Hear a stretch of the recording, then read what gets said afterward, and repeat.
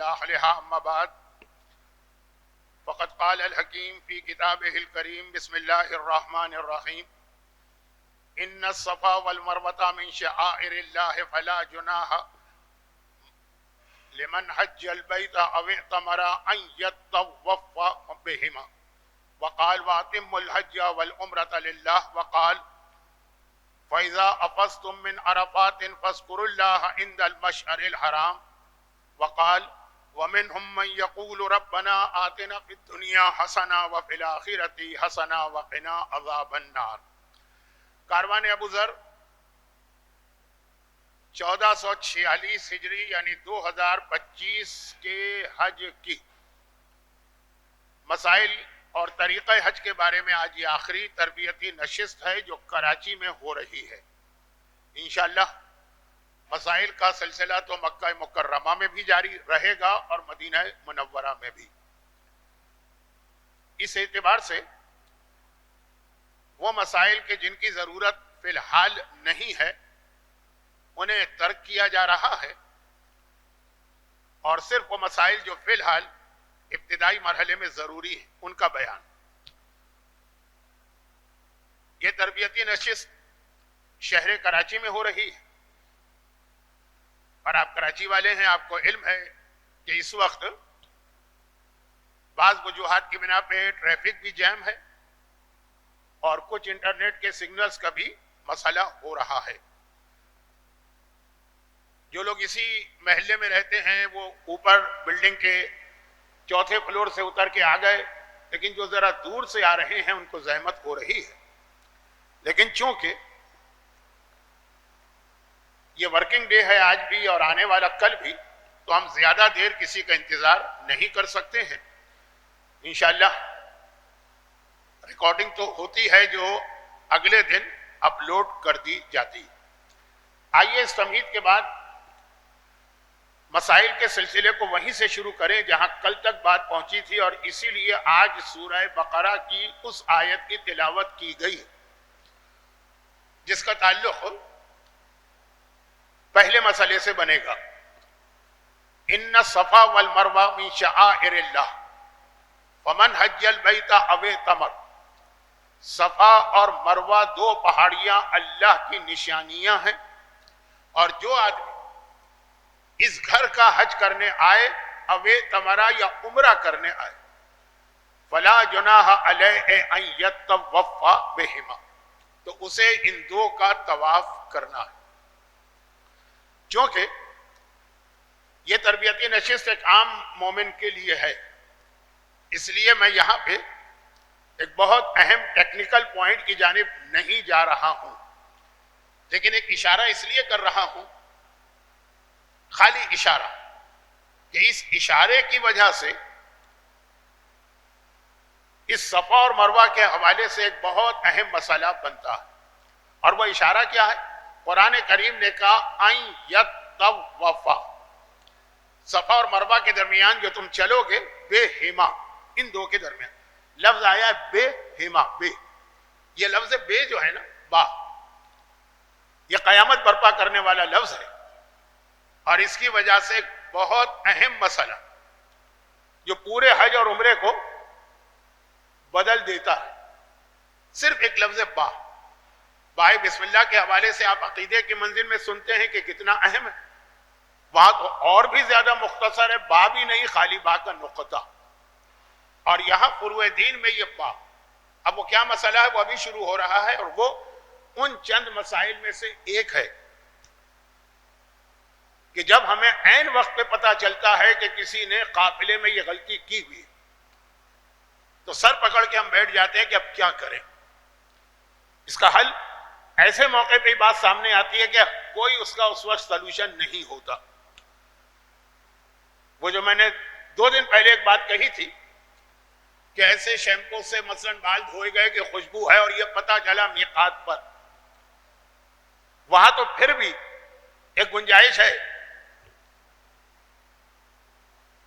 کہ چونکہ احرام کی حرام چیزوں سے حج غلط نہیں ہوتا, گناہگار ہے, کفارہ ہے, یہ جو با آ رہی ہے قیامت کی, اس سے پورا حج غلط ہو جاتا ہے. ابھی سنیے گا آپ کیونکہ یہ غلطی بہت زیادہ ہو رہی.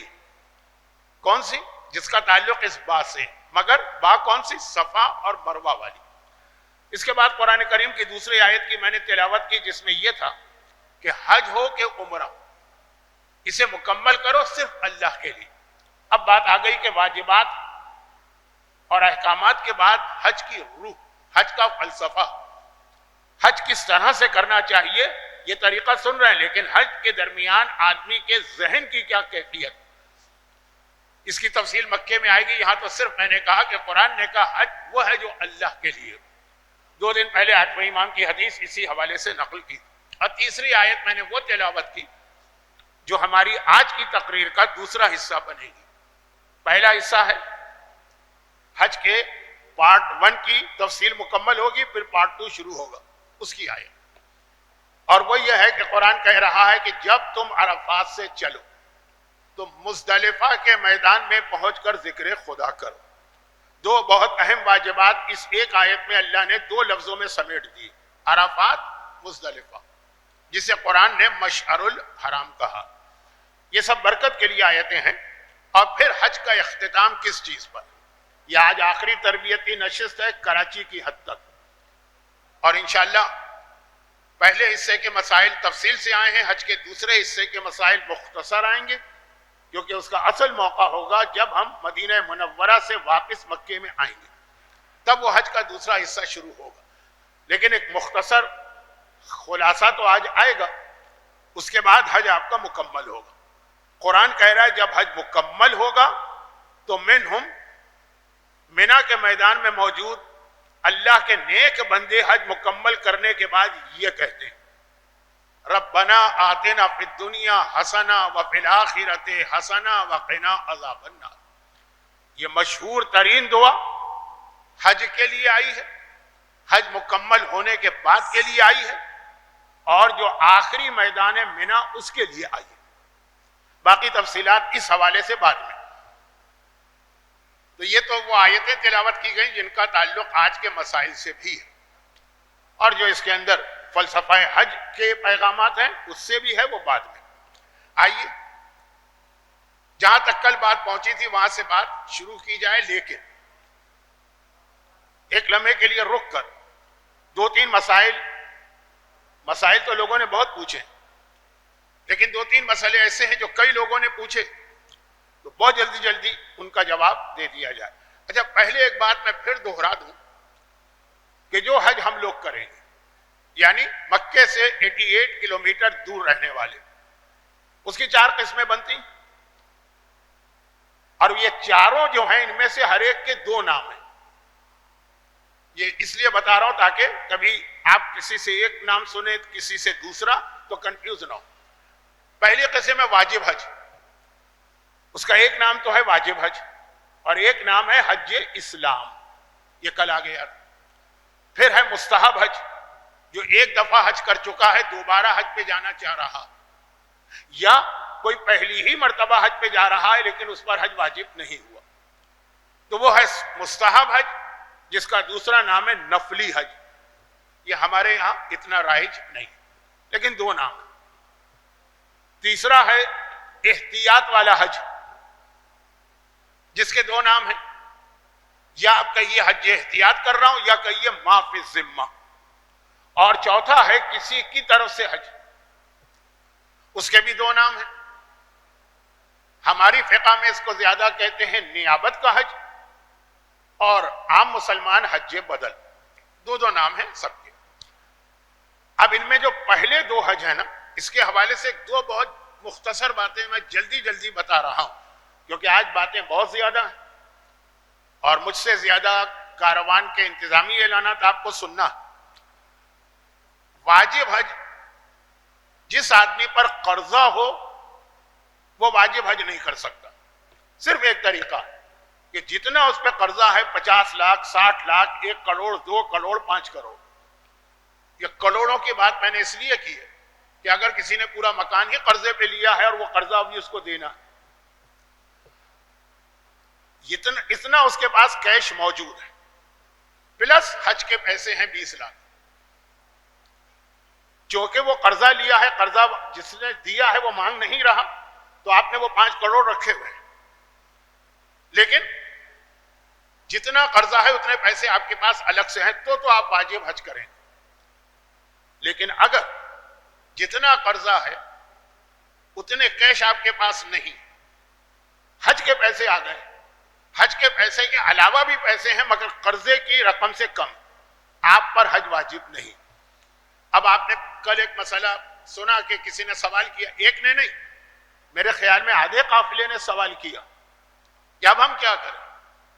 یہی سوال اسی انداز سے آغا سیستانی سے پوچھا گیا ہے، اور ایک بار نہیں بار بار پوچھا گیا.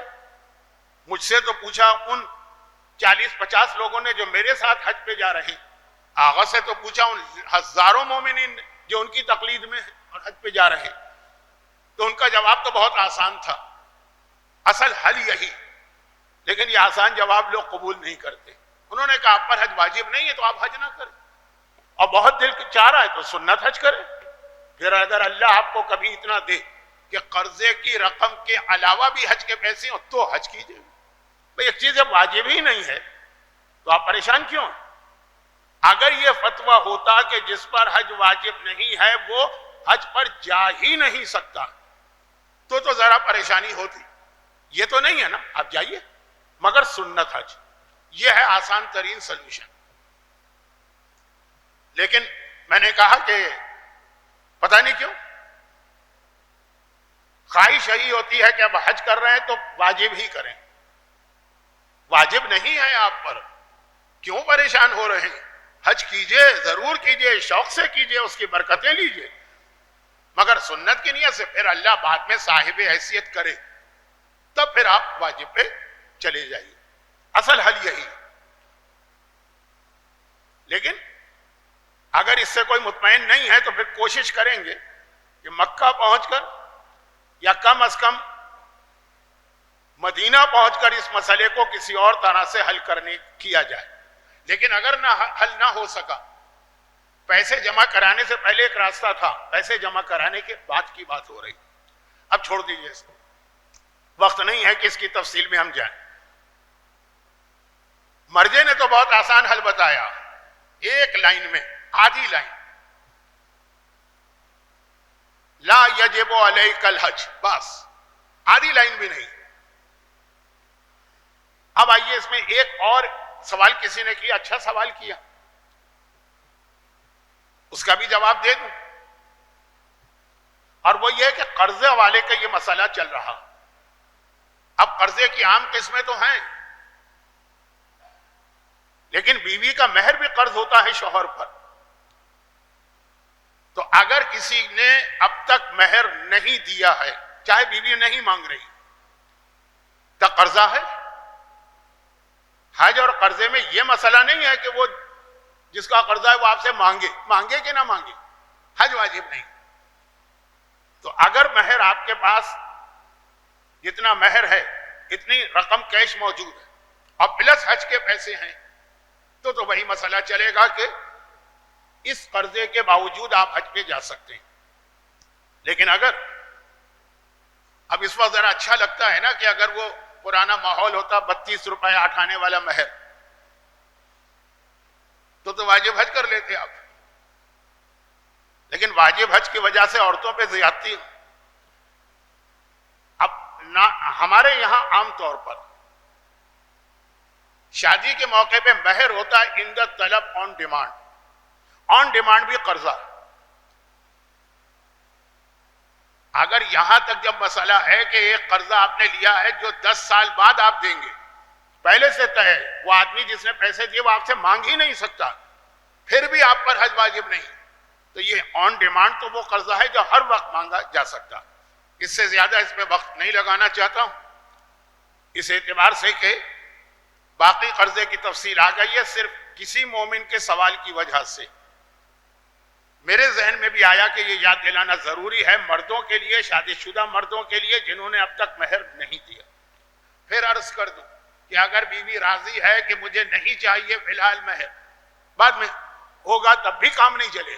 یہ مسئلہ بیوی شوہر کا نہیں ہے، یہ اللہ اور بندے کا. ایک ہی طریقہ ہے، وہ معاف کر دے. معاف کروانا نہیں، معاف کر دیں، ختم بات. ٹائم نہیں ہے اس لیے آپ دیکھ رہے ہیں میں ذرا جلدی جلدی بات آگے بڑھا رہا ہوں. احرام کی حرام چیزوں میں ہر سال میں ایک چیز بتاتا تھا. اس سال میں نے نہیں بتائی اس لیے کہ ہر سال یہ بتاتا تھا لیکن پتہ چلتا تھا اس کی ضرورت نہیں. ہمارے قابلے میں کوئی ایسا نہیں ہے جس کے لیے یہ مسئلہ ہو، تو میں نے اس سال چھوڑ دی. لیکن کچھ لوگ جو ہر سال سنتے ہیں انہوں نے کہا مولانا یہ بھی بتا دیجئے. کیوں انہوں نے کہا یہ مجھے نہیں معلوم. وہ مسئلہ عورتوں سے متعلق ہے. زینت کرنا حرام ہے احرام میں، مرد کے لیے بھی اور عورت کے لیے. زینت کی بہت قسمیں آ گئی ہیں. اس زینت میں دو چیزیں اور آتی ہیں. اس کے اندر کلرڈ کانٹیکٹ لینس بھی آتے ہیں. میں نے سن گلاس کی مثال تو دی تھی، لیکن اگر کوئی کانٹیکٹ لینس استعمال کر رہا وہ عام ہے ٹرانسپیرنٹ تو مسئلہ نہیں، لیکن اگر کلرڈ ہے تو وہ زینت ہے. کم از کم احرام کی حالت میں اس کو اتار کر عام جو کانٹیکٹ لینس ہوتے ہیں ٹرانسپیرنٹ وہ پہننا پڑیں گے. جو کہ مردوں میں تو میں نے نہیں دیکھا. خواتین میں یہ ہے کہ وہ میچنگ کا جو جنون ہے اس میں کانٹیکٹ لینس کا رنگ بھی شامل ہے. کیونکہ عورت صبح کو سفید ہوتی ہیں آنکھیں، تو پھر پیلی ہوتی ہیں، تو پھر نیلی ہوتی ہے، تو پھر لال ہوتی ہے ہر 4 گھنٹے کے بعد. اچھا شرن بھی یہ حرام ہے، یعنی حج کے علاوہ، کیونکہ زینت ہے تو زینت کو نامحرم سے چھپانا. اس کو چھپانا پڑے گا یا نقاب کے ذریعے یا ایسے سن گلاس کے ذریعے کہ لینس نظر نہ آئے نامحرم مردوں. لیکن اتنی لمبی بات کروں گا تو حج کے مسئلے رہ جائیں گے. آج تک ہمارے قافلے میں کوئی ایسی عورت مجھے نہیں ملی جس کو یہ مسئلہ کی ضرورت ہو، اس لیے میں نے اس سال چھوڑ دیا. ایک بات. نمبر 2، ہمارے یہاں ہندوستان اور پاکستان میں خواتین جو شادی شدہ ناک میں کیل ضرور پہنتی ہیں. اب بعض تو ایسی عورتیں ہیں جو 20-20 سال سے وہ ناک کی کیل یا لونگ نہیں اتاری. حج کے موقع پہ سرجری تک کروانا پڑتی ہے. لیکن یہ ہمارے قافلے میں نہیں ہے کیونکہ میرے پاس اس کا سلوشن ہے. اب آپ یاد کیجئے مسئلہ کیا تھا خواتین کا، کہ جو عورت زیور پہنے تو احرام میں زینت والے زیور اتارنا واجب ہے، لیکن جو زیور وہ روز پہنتی ہے اسے اتارنا واجب نہیں، لیکن اسے نامحرم سے چھپانا واجب ہے.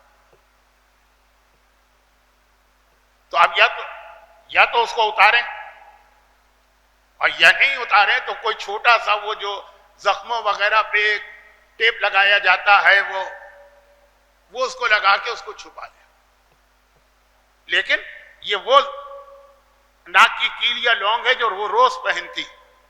اس میں بات زینت والی ہوتی ہے ڈائمنڈ وغیرہ کی، لیکن اب اتنی تفصیل میں جاؤں گا تو آج کے مسئلے رہ جائیں گے. تو یہ 1-2 باتیں جو تھیں اس سے پرانے مسائل سے متعلق تھی. اب آئیے ہم بات شروع کریں. حج 2 حصوں میں پہلا حصہ شروع ہو گیا، احرام پہنا. یہ احرام سے متعلق 2-3 باتیں. اس کے بعد اب خانہ کعبہ کا طواف، کل بہت تفصیل آ گئی. اس کے بعد اس کی 2 رکعت نماز. اب یہ جو تفصیل آئی ہے طواف کی اور نماز طواف کی، اس میں ایک مسئلہ میں ایسا بتا دوں جو بعض لوگوں کو پیش آتا ہے، اور وہ یہ ہے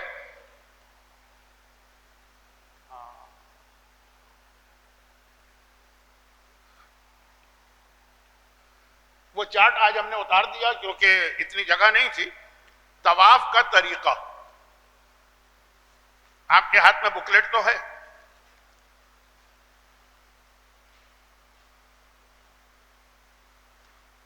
ضرورت بھی نہیں، کوئی بہت پیچیدہ مسئلہ نہیں ہے. طواف کا طریقہ پیج نمبر 6.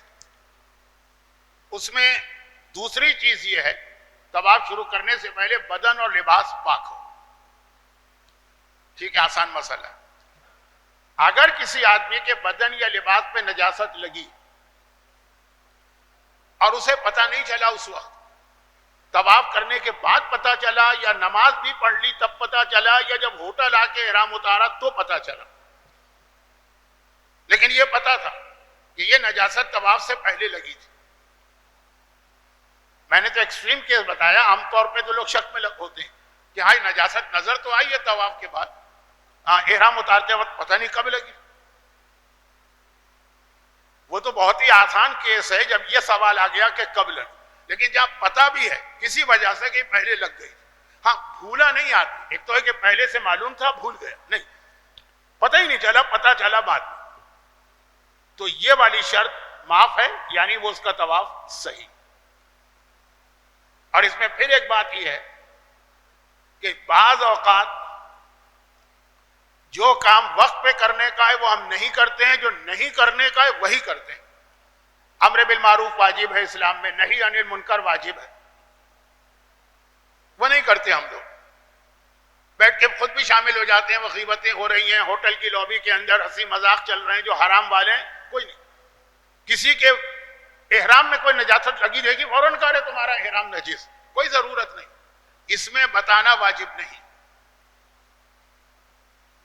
خاص طور پر مردوں کے حوالے سے بات کرتا ہوں, سفید احرام ہوتا ہے, مٹی پہ بیٹھنا ہے, ریت پہ بیٹھنا ہے, اس کے دھبے بعض اوقات لگ جاتے ہیں جب آدمی بیٹھتا ہے, او نجس ہے تمہارا احرام. اگر واقعاً بھی نجس ہو تو کوئی ضرورت نہیں ہے بتانے کی, اس کا طواف اور نماز صحیح ہو رہی. آپ کیوں بیچ میں بول رہے ہیں؟ یہ میں نے ضمناً بتا دیا کیونکہ یہ مسئلہ عرفات اور منی میں بہت پیش آتا. لیکن اصل مسئلہ یہ کہ اگر بعد میں پتہ چلے طواف اور نماز کے بعد کہ احرام پہ نجاست لگی, ایک بات.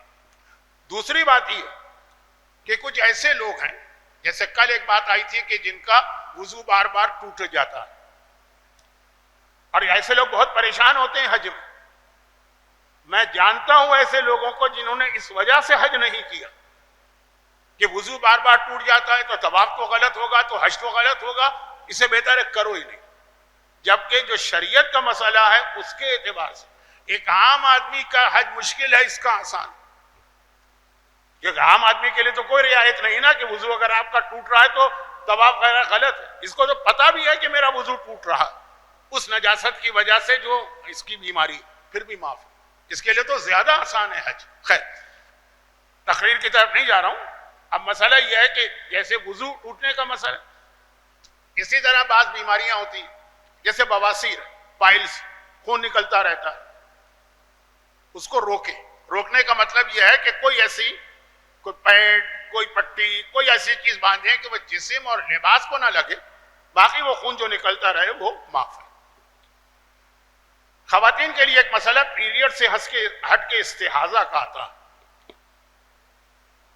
ہر وہ خون جو پیریڈ کی شرط پر پورا نہ اترے وہ اسلام میں استحاضہ ہے, چاہے وہ ہو اصل میں پیریڈ ہی کا خون. لیبارٹری میں, پیتھولوجی کی لیبارٹری میں جا کے چیک کرایا یہ ہے پیریڈ کا خون, لیکن وہ شرط اسلام نے بتائی ہے اس کے وہ اس میں نہیں پائی جاتی. کیا شرط ہے؟ کم سے کم 3 دن آنا چاہیے. وہ 2 دن آ کے رک گیا, پتا ہے کہ یہ وہی خون ہے, مثلا ہم نے کہا لیبارٹری میں آپ نے ٹیسٹ کرا لی, پھر بھی اس کو اسلام پیریڈ نہیں مانے گا, وہ استحاضہ کہلائے. اور یہ مسئلہ بہت پیش آ جاتا ہے ان گولیوں کے استعمال سے جو پیریڈز کو روکنے کے لیے استعمال کی جاتی ہیں. تو کبھی کبھار 1-8 گھنٹے کے لیے, 1-8 دن کے لیے, 2 دن کے لیے خون آ ہی جاتا, ہوتا وہی ہے پیریڈ کا. لیکن شریعت کہتی ہے یہ پیریڈ نہیں ہے, یہ استحاضہ.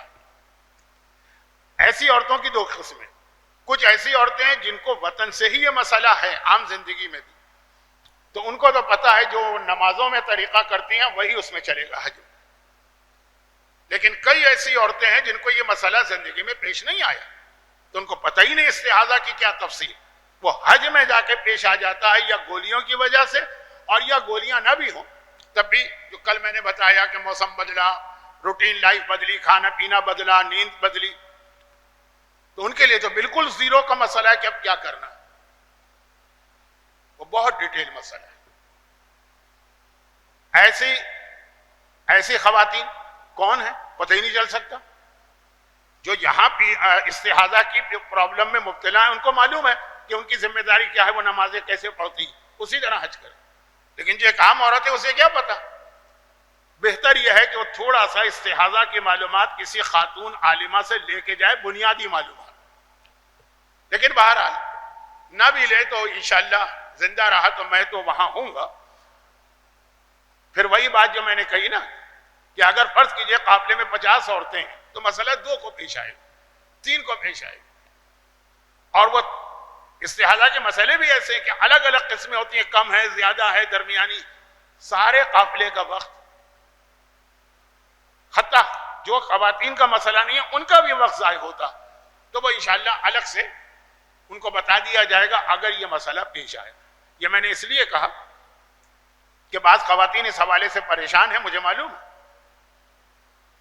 لیکن اس میں اتنی تفصیل ہے اور ایسی تفصیل ہے جس کا 90% قافلے سے تعلق نہیں. یہ تو ہوا طواف کے حوالے سے, جو ایک شرط تھی کہ بدن و لباس پاک ہو اور وضو یا غسل ہو. تو پاک ہو میں وہ نجاست آ گئی جو آپ کو بعد میں پتہ چلی, اس کی معافی. وہ نجاست آ گئی جو مستقل خون جاری رہتا ہے, بواسیر وغیرہ, یا ایسی کوئی ایسا زخم ہے, کوئی ایسا کٹ لگ گیا اتفاقا. اور وضو اور غسل میں استحاضہ آ گیا. اب اس کے بعد چلیں آج کے مسائل شروع کریں. چارٹ کی جانب میں جا رہا ہوں.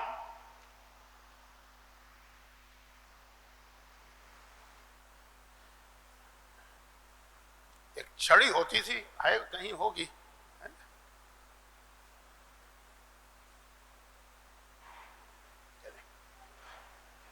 عمرہ تمتع میں 5 چیزیں واجب تھی. اب وہ فی الحال میرا ہاتھ ہی کام آئے گا. پہلا تو احرام ہے, دوسرا طواف ہے, تیسری نماز ہے, چوتھا ہے صفا اور مروہ کے درمیان سعی.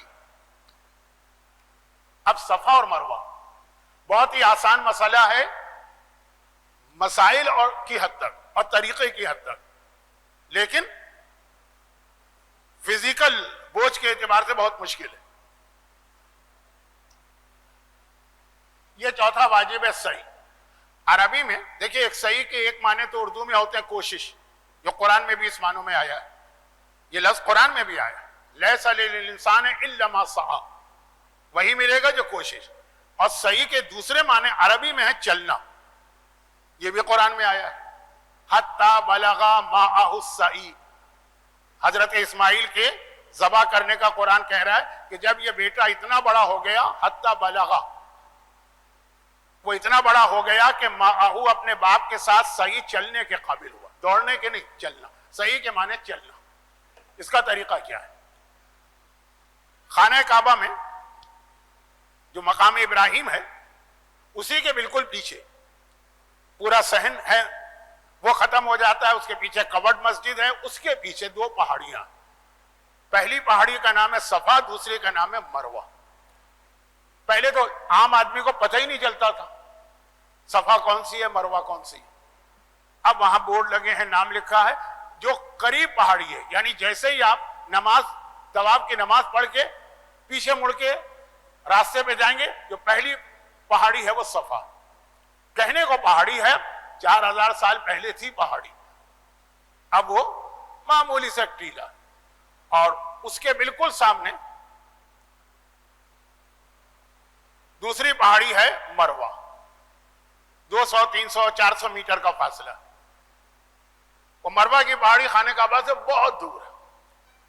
اور یہ دونوں پہاڑیاں جو ہیں پہلے کھلے میں تھی, لیکن اب اس کو ایک ہال, اس ٹائپ بالکل اس قسم کا ہال, چھت ڈال دی ہے, پورا ہال بنا دیا ہے جس میں جگہ جگہ وہ ایئر کولر یا ایئر کنڈیشن لگے ہیں, پنکھے ہیں, پانی کا انتظام ہے. 2 راستے کر دیے, ایک طرف سے جاؤ ایک طرف سے آؤ. تو ایک ہال میں آپ کو چلنا ہوتا ہے. فرش بہت سخت ہوتا ہے ایسا ہی ٹائل کا. تو جب طواف تک میں اجازت ہے کہ آپ چپل یا جوتا پہن سکتے ہیں تو اس میں بھی اجازت ہے. اب اس میں کچھ نہیں, واجبات تو ہے ہی نہیں, اس میں جانا ہے اور آنا ہے. طواف کی کتنی شرطیں تھیں, یہاں کچھ نہیں, بہت ہی مختصر وہ سن لیں. ایک ہال ہے, اس میں آپ کو چلنا ہے, اس کا نام ہے صحیح. ہاں, پہلی شرط تو یہ ہے کہ نیت ضرور کریں. نیت کا مطلب یہ طے کریں کہ یہ صحیح جو آپ کیوں کر رہے ہیں, حج کے لیے ہے کہ عمرے کے لیے, عام عمرہ ہے کہ حج کا عمرہ. دوسری بات یہ کہ صحیح یعنی چلنا, کر لگانا. پہلی پہاڑی جو بالکل مقام ابراہیم کے پیچھے پڑتی ہے, قریب ترین ہے وہ، وہاں سے چلیں، سامنے بالکل اسٹریٹ جائیں مروہ تک، اس طرح 7 چکر لگائیں گے. مگر کس طرح؟ صفا سے مروہ جائیں گے تو یہ 1 چکر ہوگا، اور واپس آئیں گے تو 2 ہو جائیں گے. طواف میں جہاں سے شروع کیا تھا جب وہیں پہنچیں گے تو 1 ہوگا. سعی میں جہاں سے شروع کیا تھا جب وہاں آئیں گے تو 2 ہو جائیں گے، جانا اور آنا. اسے آپ معمولی چیز نہ سمجھیں. جو پہلے حج میں نے کیے تھے لوگ 14 چکر لگاتے تھے، یہی واضح نہیں تھا کہ 7 کا مطلب کہ آنا جانا 1 ہے کہ خالی آنا 1 ہے. وہ 14 سے 7 کروائے میں نے بڑی مشکل سے. 7 چکر لگانا ہے. چکر کہاں سے شروع کریں گے؟ صفا سے. 2 پہاڑیاں، تو آپشن نہیں ہے کہ چاہے یہاں سے شروع کریں چاہے وہاں سے، نہیں، صفا پہاڑی سے شروع کریں اور مروہ پہ ختم کریں. یہ 1 چکر ہوگا. چکر لگاتے وقت رخ سامنے کی طرف. طواف میں تھا کہ کاندھا بایاں کاندھا، اس میں ہے کہ نہیں، رخ سامنے ہے. یہ ذرا اہم چیز ہے، غور کیجئے گا اس کو، کیونکہ یہ اس کے بعد چارٹ ختم ہو رہا ہے تو اس کو میں روکتا ہوں. 5ویں شرط ہے کہ یہ ہے وہ آیت میں جو لفظ با آیا ہے. صحیح کی جگہ 2 پہاڑیاں، ہزاروں آدمی ایک وقت میں 3 سے 4 لاکھ آدمی صحیح کے لیے آتے ہیں. اس میں اتنی جگہ ہی نہیں ہے اس ہال میں. تو اس کے 2 طریقے اختیار کیے حکومت نے. پہلا پرانا طریقہ، دوسرا اب شروع کیا. پرانا کیا تھا کہ مجمع ہے مثلا 1 لاکھ کا، جگہ تو نہیں، انہوں نے صحیح جو ہے اس جگہ کو کئی منزلہ کر دیا. 20,000 یہاں ہیں، 20,000 اوپر جائیں، 20,000 اوپر جائیں. بات ذرا سی لاجیکل تو ہے، مگر ہمارے اکثر مراجع کے نزدیک صحیح غلط. طواف کل آپ نے سنا کہ نیچے سے بھی ہوگا، فرسٹ فلور سے بھی ہوگا، سیکنڈ سے بھی ہوگا. صحیح اوپر کی منزل سے نہیں کریں. اب اس میں ایک مسئلہ آتا ہے صرف، جو فی الحال تو ہمارے قافلے کا نہیں، لیکن حادثات، ایکسیڈنٹ، بیماریاں کبھی بھی ہو سکتی ہیں. اور پھر صرف ہمارے قافلے کے لوگ تو یہ مسائل نہیں سن رہے. وہ یہ ہے کہ کچھ لوگ ایسے ہوتے ہیں جو کسی بیماری وغیرہ کی یا بڑھاپے کی وجہ سے یا ٹانگوں میں درد یا گھٹنوں کے پرابلم، وہ اتنا نہیں چل سکتے، طواف کر لیتے ہیں ہمت کر کے. خانہ کعبہ نظر آ رہا ہوتا ہے نا، خود اس کو دیکھ کے ایک انرجی اور توانائی آتی ہے. صحیح بہت زیادہ صحیح میں اور کچھ بھی نہیں، چلنا ہے چلنا ہے چلنا ہے. شروع میں ایک پہاڑی، آخر میں بھی ایک پہاڑی، تو کیا ہے تھوڑا سا اوریجنل پہاڑی کا ایک پتھر سا رکھا. طواف میں ایسا نہیں ہے، مسلسل آپ طواف کریں گے، کعبہ کعبہ، کعبہ کا پردہ، کعبے کا منظر. تو یہ صحیح میں اتنا چلنا مشکل ہے. تو ویل چیئر وہاں پہ ہوتی. ویل چیئر جو ہے حج کے جب مجمع بہت بڑھ جائے تو اس کو نیچے کی منزل پہ منع کر دیتے ہیں، وہ بھیج دیتے ہیں اوپر کی منزل پہ. تو یہ 5واں مسئلہ ہے کہ صحیح اوپر کی منزل سے نہیں کر سکتے ہیں، طواف کر سکتے ہیں نہیں کر سکتے. حتیٰ ویل چیئر والے بھی، یعنی جو مجبور ہیں، وہ بھی اس عمل سے بچے ہیں. البتہ تہخانے سے صحیح کی جا سکتی ہے. اب یہ جو تہخانے کا لفظ آیا ہے نا، بہت ہی آسان ہے، اس کو تفصیل میں جانے کا نہ وقت ہے نہ ضرورت. ایک تو صحیح 2 پہاڑیاں ہیں، اس کے درمیان ایک ہال ہے. لیکن وہی میں نے کہا نا کہ مجمع اتنا زیادہ ہے کہ سماتا نہیں ہے، اس کیپیسٹی اوور فلو. تو انہوں نے اوپر کئی منزلیں بنائی اور ایک منزل نیچے بیسمنٹ میں بنائی. بیسمنٹ والی منزل سے صحیح درست ہے، لیکن وہ ہمیشہ اس کو کھولتے نہیں. لیکن جب اس کو کھول دیں بیسمنٹ سے، اور جو گراؤنڈ فلور کہہ لیجئے، وہاں سے صحیح درست ہے، اوپر کی ساری منزلوں سے غلط ہے. اچھا، نئے آدمی کو بعض اوقات یہی پتہ نہیں چلتا کہ میں کون سی منزل پر ہوں. تو اوپر کی منزلوں کی پہچان یہ ہے کہ اس میں پہاڑی جیسی کوئی چیز نہیں ہے. ہال ہے، آپ ہال میں جائیں گے اور آئیں گے، ایک راؤنڈ اباؤٹ بنا ہوا ہے، اس سے گھوم لیں گے بس. ہاں، راؤنڈ اباؤٹ کھلا ہوا ہے، نیچے جھانک کے دیکھیں گے تو نیچے پہاڑی نظر آئے گی، بہت نیچے. وہ اوپر کی منزلیں. مجھے ایسے لوگ ملے جنہوں نے کہا ہم کو پتہ ہی نہیں چل پا رہا تھا کہ اوپر کی منزل ہے کہ نیچے کی. کیونکہ سب سملر ہے سوائے ایک فرق ہے کہ نیچے کی جو منزل جو اصل ہے وہاں پہ اوریجنل پہاڑی تھوڑی سی ہے اور ایک سلوپ ہے پہاڑی پہ جانے کا. پہلے تو پہاڑی کھولی تھی, ہم لوگ بیٹھتے تھے, اب اس میں انہوں نے شیشے کا گلاس لگا دیا, آپ قریب نہیں جا سکتے لیکن نظر آتی. اور اسی طرح بیسمنٹ کے اندر, کیونکہ بیسمنٹ بھی پہاڑیوں کے بیچ میں بنائی گئی ہے تو پہاڑی وہاں بھی ہے. جہاں پہاڑی نظر آئے گی وہ صحیح جگہ ہے, اور جہاں بس ایک ہال ہے اور شروع اور آخر میں ایک راؤنڈ اباؤٹ دیا ہوا ہے کہ وہاں گھوم لیجیے, وہ گھوم جائیے, وہ غلط ہے, وہ اوپر کی منزل. ویل چیئر والوں کو ابھی تو ہم لوگ جائیں گے تو نیچے اجازت ہوگی, لیکن فی الحال تو ہمیں اپنے قافلے میں کوئی ایسا لگ نہیں رہا. لیکن ہو سکتا ہے کہ حج قریب آنے تک کوئی ایسا بیمار ہو جائے, کوئی ایسا پرابلم ہو جائے یا دوسرے لوگ, تو نیچے صحیح بند کر دیں گے, اوپر بھیج دیں گے. اچھا کبھی کبھار رش میں بھی نیچے اجازت دیتے ہیں, نیچے اجازت دیں کس کی, ویل چیئر کی تو کوئی مسئلہ نہیں, لیکن اگر اجازت نہ دیں اوپر تو اوپر کی صحیح تو غلط. اب کیا کریں؟ اب ایسے آدمی کے لیے واجب ہے کہ وہ اوپر سے بھی صحیح کرے ویل چیئر پر, اور کسی سے ریکویسٹ کرے کہ تم میری طرف سے نیچے سے بھی ایک صحیح کرو. صحیح میں نیابت ہوگی. اب یہاں پہ یہ مسئلہ جو اوپر کی منزلوں کی صحیح ہے, اس میں یہ عرض کر دوں کہ آغا خامنائی اور آغا خمینی کے یہاں اجازت ہے, آغا خوئی کے یہاں بھی کچھ اجازت ہے, لیکن آغا سیستانی کے یہاں نہ صرف یہ کہ منع بلکہ فتویٰ ہے کہ غلط ہے. باقی تو کتنی چیزیں منع تھی لیکن احتیاط واجب تھی تو دوسرے مرجے کی بات مانتے تھے. اس میں وہ بہت ہی سخت ہیں اس مسئلے. کہتے ہیں جو قرآن میں لفظ با آیا یتوفما بہما با, یہ بتا رہا ہے کہ صحیح صرف نیچے سے ہوگی. ہے ایک دلچسپ بحث, لیکن یہ اس کا فورم نہیں ہے اس بحث کا. فتویٰ. اچھا اب ہوتا کیا ہے جو میں نے کہا بڑی غلطی. اب جب یہاں پہ ہم لوگ صحیح شروع کرنے جاتے ہیں, اور یہ مسئلہ میں یاد دلاتا ہوں, ایک مرتبہ صاحب کہتے ہیں مولانا ہم تو رمضان میں آئے تھے, ہم تو اوپر سے صحیح کر کے گئے. اب اگر آپ اوپر سے صحیح کر کے گئے وہ صحیح غلط ہے. اگر وہ غلط ہے تو آپ کا بھی رمضان کا عمرہ چل رہا. اگر وہ عمرہ چل رہا ہے تو یہ جو آپ حج کا احرام پہن کے آئیں یہ آپ کا احرام غلط ہو گیا. پہلے وہ عمرہ مکمل کیجئے, پھر واپس مدینے جائیے اور احرام پہن کے آئیے یا جوفہ جائیے. کوئی آسان بات ہے؟ خصوصاً جب بالکل حج سر کے اوپر, سارے قافلے کو نکلنا ہے 2 گھنٹے کے بعد. اس وقت کوئی چوائس ہی نہیں ہوتی سوائے اس کے کہ ان سے کہا جائے آپ کا حج غلط ہے, اگلے سال آئیے. لیکن وہ عمرہ کر کے مکمل کر کے جائیے.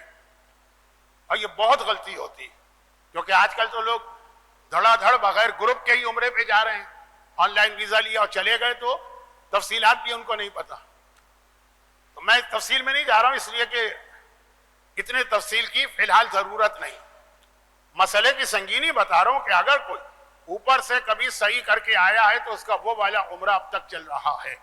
جب تک کہ وہ پورا نہیں کرے گا یہ دوسرے جتنے احرام اس نے پہنے سب غلط ہو جائیں.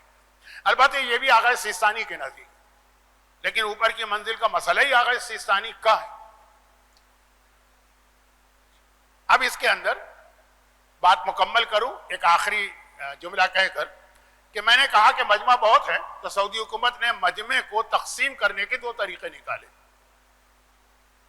ایک تو پرانا طریقہ تھا کہ کئی منزلہ کر دیا, ہر جگہ یہی ہوتا. وہ کھارا در کے خوجہ مسجد اپنے بزرگوں سے پوچھے پہلے کتنی چھوٹی تھی, 1 منزلہ تھی, آبادی بڑھی, تعداد بڑھی تو کئی منزلہ بنائی. یہی انہوں نے بھی کیا. اس سے بھی مسئلہ اب حل نہیں ہوتا. کتنا 1 2 3 4 5 6 منزل تک پہنچ گئی, یہ صحیح. لیکن اتنا مجمع ہوتا ہے حج کے قریب کہ اس کے باوجود تو وہ کیا کرتے ہیں. اچھا ایک اور اس میں چیز, 6 منزل تو بنا دی, لیکن جتنے لوگ آتے ہیں نا سب نیچے کی منزل صحیح کرتے ہیں, کیونکہ خانہ کعبہ سے قریب وہی, اوپر چڑھ کے جانا پڑے گا. تو اب وہ یہ کرتے ہیں کہ جب نیچے کا ہال بھر جاتا ہے تو اس کا راستہ ہی بند کر دیتے ہیں پہلی منزل کا، یعنی جو صحیح جگہ، راستہ ہی بند کر دیتے ہیں، اس میں کسی کو جانے ہی نہیں دیتے. تو باقی مسلمانوں کے لیے تو کوئی مسئلہ نہیں، وہ راستہ بند کر دیتے ہیں، دوسرا راستہ دکھاتے ہیں کہ اس پہ جائیے، اوپر چلے جائیں گے، لوگ چلے جاتے ہیں. ہمارے یہاں بھی اگر کوئی آغا خمینی کی تقلید میں ہے یا آغا خامنہئی کی، وہ بھی جا سکتا ہے. لیکن مسئلہ آغا سیستانی کی تقلید والوں کا، جب وہ راستہ بند کر دیں اور صحیح میں بہت بند کریں گے، ہر 1 گھنٹے کے بعد راستہ بند ہوگا، لیکن وہی بات جو میں نے کل کہی تھی کہ کتنی دیر بند رکھیں گے، جب تک کہ وہ مجمع جو آلریڈی ہے وہ صحیح کر رہا ہے. اور 7 چکر کے بعد سب کو جلدی ہوتی ہے نکلنے کی. خانہ کعبہ میں تو پھر بھی لوگ طواف کرنے کے بعد دل چاہتا ہے بیٹھ جاؤ زیارت کرو، صحیح میں تو کچھ نہیں. تو جیسے ہی وہ مجمع نکلتا ہے یا کم ہوتا ہے، پھر وہ راستہ کھولتے ہیں. 30 منٹ کا انتظار، 40 منٹ کا انتظار، 50 منٹ کا انتظار، یہ واجب ہو جاتا ہے. لیکن یہ ذہن میں رکھیے کہ آغا سیستانی کے ہاں نیچے کی منزل سے صحیح کی قطعاً اجازت نہیں. پھر اس میں کچھ ایسے مسئلے بھی آتے ہیں. ایک آدھ سال ایسا تھا کہ نیچے کی منزل میں کنسٹرکشن تھی، انہوں نے پرماننٹ اس کو 2 مہینے کے لیے بند کر دی. تو فتویٰ یہی تھا کہ آپ عمرہ اور حج کر ہی نہیں سکتے، اور اگر آپ احرام پہن کے پہنچے، وہاں پہنچ کے پتہ چلا تو پھر بڑا مسئلہ، بکرا ذبح کر کے کفارہ دے کے احرام اتاریے، عمرہ نہیں ہوگا. لیکن مسئلے کی سنگینی، چونکہ فی الحال یہ مسئلہ اتنا سخت نہیں، نیچے کی منزل کھلی ہے، اور اگر بند کریں گے تو ٹیمپریری بند کریں گے، وہ مجمع نکل جائے جو آلریڈی موجود. لیکن بہرحال اس کا انتظار ضروری ہے. اس سے بچنے کے لیے آپ وہ طریقہ اختیار نہیں کریں گے جو وہاں آپ کو انتظامیہ بتا رہی ہوگی، اسکاؤٹ کھڑے ہوں گے کہ وہ صحیح کا وہ راستہ ہے، وہاں چلے جائیں. نئے آدمی اس کو کیا پتا، وہ چلا جاتا ہے. یہ تو 5ویں چیز تھی. 4تھی چیز، صحیح اس طرح آپ کو کرنا ہے کہ جاتے وقت صفا ہے سامنے مروہ، سینہ آپ کا ادھر رہے، آتے وقت سینہ ادھر رہے. چلتا آدمی اسی طرح چلتا ہے. لیکن بعض اوقات اچھا ٹیڑھا چل سکتے ہیں، الٹا نہیں چل سکتے، 1 قدم بھی نہیں. اگر 1 قدم بھی آپ الٹا چلے تو صحیح غلط نہیں ہوئی، بس آپ پر واجب ہے جیسے ہی پتہ چلے واپس وہاں پہ آئیے جہاں سے الٹے ہوئے تھے، پھر چلے. اب یہ الٹا آدمی کیسے چلتا ہے؟ 2-3 چیزیں. نمبر 1، جب کچھ آپ دیکھیں کچھ قافلے جب صحیح کر رہے ہوتے ہیں نا، تو ان میں کوئی دعا پڑھانے والا ہوتا ہے، وہ جو ہے نا دعا پڑھانے کے لیے مجمع کو دیکھتا ہے اور الٹا چل رہا ہوتا. اگر وہ صحیح کر رہا ہے تو اس کی صحیح غلط ہے. لیکن عام طور پہ ایسے لوگ اپنا عمرہ پہلے کر چکے ہوتے ہیں. یہ ایک مثال ہو. دوسری مثال، آپ صحیح کر رہے ہیں، آپ کے ساتھ کوئی ساتھی ہے، آپ کا بیوی ہے، بہن ہے، بیٹا ہے، صحیح کریں، وہ الگ ہو گئے، مجمع آ گیا، ایک بڑا گروپ آ گیا. اب آپ نے مڑ کے دیکھا کدھر ہے وہ، کدھر ہے کدھر ہے. یہ جو چند قدم آپ چلے، یہ غلطی بہت ہوتی ہے. چند ہی قدم مڑ کے دیکھتا ہے نا آدمی، وہ چل بھی رہا ہے، دیکھ بھی رہا ہے، وہ کہاں چلا گیا میرا بھائی یا میرا بیٹا یا میری بیوی. اس میں جو چند قدم چلے وہ غلط. مڑ سکتے ہیں، صحیح کے درمیان مڑنے کی اجازت ہے، مڑ جائیے، دیکھ لیں.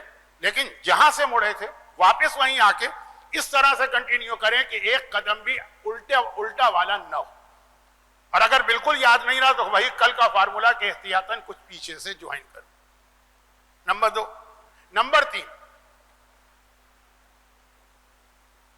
جو بہت زیادہ آج کل میں نے دیکھا ہے، ڈانٹ کے لوگوں کو سمجھا کے روکا ہے، وہ یہ ہے کہ آج کل تو ایک جنون ہے نا ہر ایک کو سوشل میڈیا کا. اب صحیح کر رہے ہیں، شوہر کو اپنی بیوی کی صحیح کی تصویر لینا ہے، وہ چل رہا ہے وہ کیمرہ لے کے، پھر بیوی نے کہا لاؤ کیمرہ مجھے دے دو تم چلو. اور بہت ہی سب سے زیادہ آج کل یہ غلطی میں نے دیکھی ہے، دونوں کی صحیح غلط ہو گئی. بجائے اس کے کہ ایک یادگار ہو جاتی، تم ایک دوسرے پہ حرام ہو گئے. بس احرام میں حرام تھے نا، تو اب جب تک کہ احرام نہیں اترے گا وہ حرام رہے. تو یہ جو سوشل میڈیا کا، یہ سیلفی کا، اور یہ جو کلپ کا اور جو ویلاگنگ کا جو رواج ہے نا، اس میں اکثر آپ دیکھیں گے لوگ اس طرح الٹا چل رہے ہوتے ہیں، जो कुछ आपको करना है करें, रुक जाइए, जो आपको व्लॉगिंग करना है रिकॉर्डिंग कीजिए, फिर वहीं से सीधे हो जाइए। लेकिन ये गलती बहुत होती है। इसमें ज्यादा मसले नहीं हैं, आपकी आसानी के लिए एक तस्वीर बनाने की कोशिश की गई। ये इसमें नीचे की जानिब सफा पहाड़ी है और ये समझ लीजिए कि बस इसके बिल्कुल पीछे ये एक रैंप आता है, रैंप। वो रैंप शुरू होता है मकाम इब्राहिम से, यानी आप नमाज पढ़ के उस पर चढ़ जाइए तो सफा पे आ जाएंगे। उसी रैंप के बराबर एक दूसरा रैंप बना है, वो जाता है पहली मंजिल पर। तो पहला वाला जो रैंप है वो सफा पहाड़ी, ये सफा पहाड़ी है बिल्कुल। ये मस्जिदुल हराम के करीब यानी काबे के करीब, सामने मरवा पहाड़ी है। ये एक हॉल है जिसके दो हिस्से कर दिए हैं। एक तरफ से जाते हैं, मरवा पे पहुंच के मुड़ते हैं, वापस आ जाते हैं। बीच में दो हिस्सों के दरमियान व्हील चेयर का रास्ता बनाया गया है। 7 चक्करों का वही मसला है जो कल तवाफ में था कि शक नहीं होना चाहिए। अगर आपको शक हुआ कि मेरा तीसरा है कि चौथा, पांचवा है कि छठा, तो सही भी गलत है। लेकिन इसमें शक जरा कम होगा। वजह, इसमें आपका रुख आपको बता देगा कि कौन सा होगा। क्यों? आप सफा से मरवा जाएंगे, ये पहला है। मरवा से सफा आएंगे तो ये दूसरा, फिर आप सफा जाएंगे तो तीसरा। यानी दूसरे अल्फाज में जो ताक नंबर है, ऑड नंबर 1 3 5 7, ये हैं सफा से मरवा की तरफ आपका रुख होगा। और जो इवन या जुफ्त अदद है 2 4 6, तो आप मरवा से सफा आ रहे हैं। तो अगर आपको शक हुआ मेरा तीसरा चक्कर है कि चौथा, आप देखें आपका रुख किधर है। अगर आपका रुख मरवा पहाड़ी की तरफ है तो ये तीसरा होगा, चौथा नहीं हो सकता। और अगर आप मरवा से आ रहे हैं और आपका रुख सफा की तरफ है तो ये चौथा होगा। बज़ाहिर वक्त ज़ाय करने वाला मसला है, लेकिन ये 2-3 सालों से पेश आ रहा। तो बस इतना ही काफी है कि चक्करों को याद रखिए, शक में न पड़िए, लेकिन इसमें याद रखना निस्बतन आसान। सफा और मरवा के दरमियान एक छोटा सा इलाका ऐसा है जो ग्रीन कलर का है। चार्ट खत्म हो गया तो फिर अब मैं बैठ सकता हूं। सफा से मरवा, ये हॉल जो है ना, इस हॉल के बीच में एक छोटा सा इलाका है जहां ग्रीन ट्यूबलाइट लगी है, ग्रीन ट्यूबलाइट। यहां मर्दों के लिए मुस्तहब है कि थोड़ा दौड़ के चले, भागे नहीं, जॉगिंग के स्टाइल में। जिस तरह ऊंट दौड़ता है, ऊंट के दौड़ने को अरबी में हरवला कहते हैं। औरतों के लिए बिल्कुल मना, हराम नहीं है, गुनाह नहीं है, लेकिन कोई सवाब नहीं। मर्दों के लिए भी वाजिब नहीं, लेकिन सवाब है कि वो थोड़ा दौड़ के चले।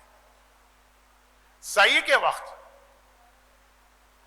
ये तो सही की शर्तें हो गई, नियत हो, चक्कर याद हो, सीधा जाना है, सीधा आना है, बैक नहीं कर सकते, ये तो शर्तें हो गई, सख्तियां। अब सहूलतें, सही में वुजू जरूरी नहीं, तो आप तो तवाफ की नमाज के बाद सही में आ रहे हैं तो वुजू तो होगा, लेकिन अगर टूट जाए तो सही में कोई फर्क नहीं पड़ता। सही में जिस्म का पाक होना जरूरी नहीं। अगर किसी वजह से तवाफ की नमाज पढ़ के आप आ रहे हैं सही करने में और आपके पैर से खून निकल आया या बदन के किसी फोड़े फुंसी से खून निकल आया अचानक, तो सही आपकी दुरुस्त। लेकिन अगर इहराम आपने पहना हुआ है तो इहराम को नजिस नहीं होना चाहिए। जो आप सही करेंगे ना, तो पहले हिस्से उम्रे की सही करते वक्त आप इहराम में होंगे, जब दूसरे हिस्से की सही करेंगे तो इहराम उतर चुका होगा। तो इसमें जो है इहराम को पाक रखना, उसके अंदर जो दूसरी सही करेंगे हज वाली, जो अभी मैं आ रहा हूं, उसमें अगर आपके कपड़े भी नजिस हो जाएं, जिस्म की नजासत तो दोनों में माफ है, कपड़े भी नजिस हो जाएं दूसरे वाले में तो वो माफ है। हाँ, पहले वाले में इसलिए माफ नहीं है कि उस वक्त कपड़े नहीं होते, इहराम होता है। सही के बाद अब चार्ट की आखिरी चीज है तकसीर। सही जब आप कर लेंगे तो कहां खत्म होगी? सामने। 7वां चक्कर सामने खत्म होगा, जहां से शुरू किया था वहां नहीं, सामने।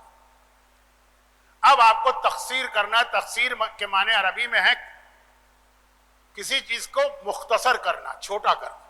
इसका मतलब है अपने सर के थोड़े से बालों को काटे या दाढ़ी के थोड़े से बालों को काटे।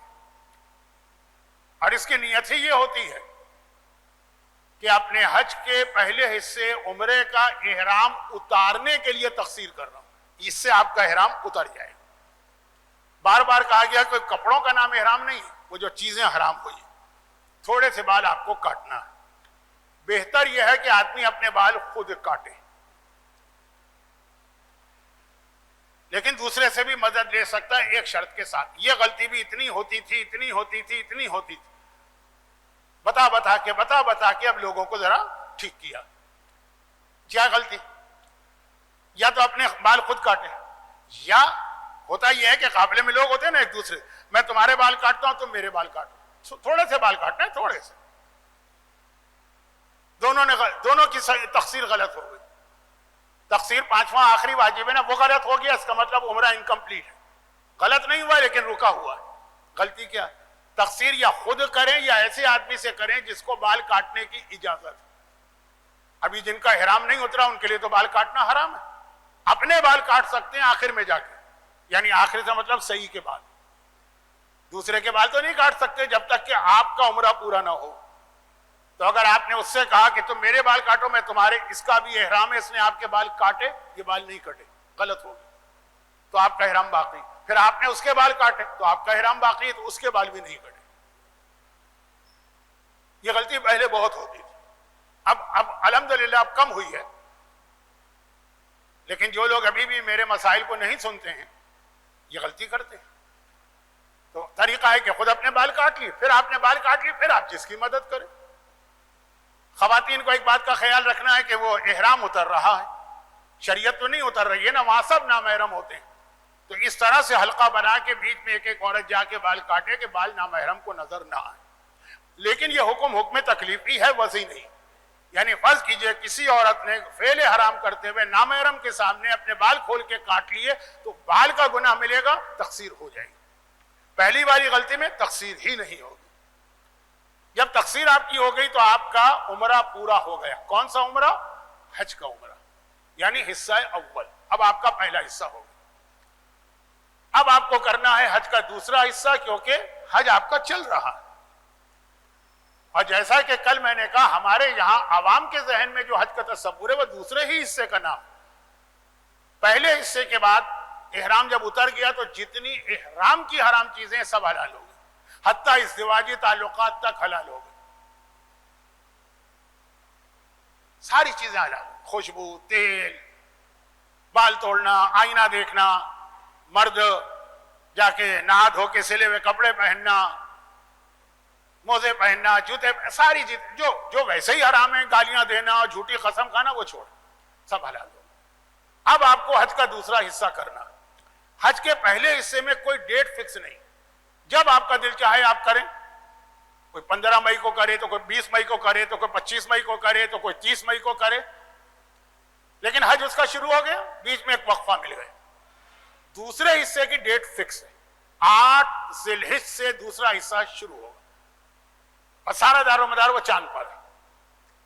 تو اب اگر کسی نے پہلی ذی الحجہ کو حصہ اول کیا تو اس کو 8 دن مل گئے آرام کے، مکے میں آرام سے رہے۔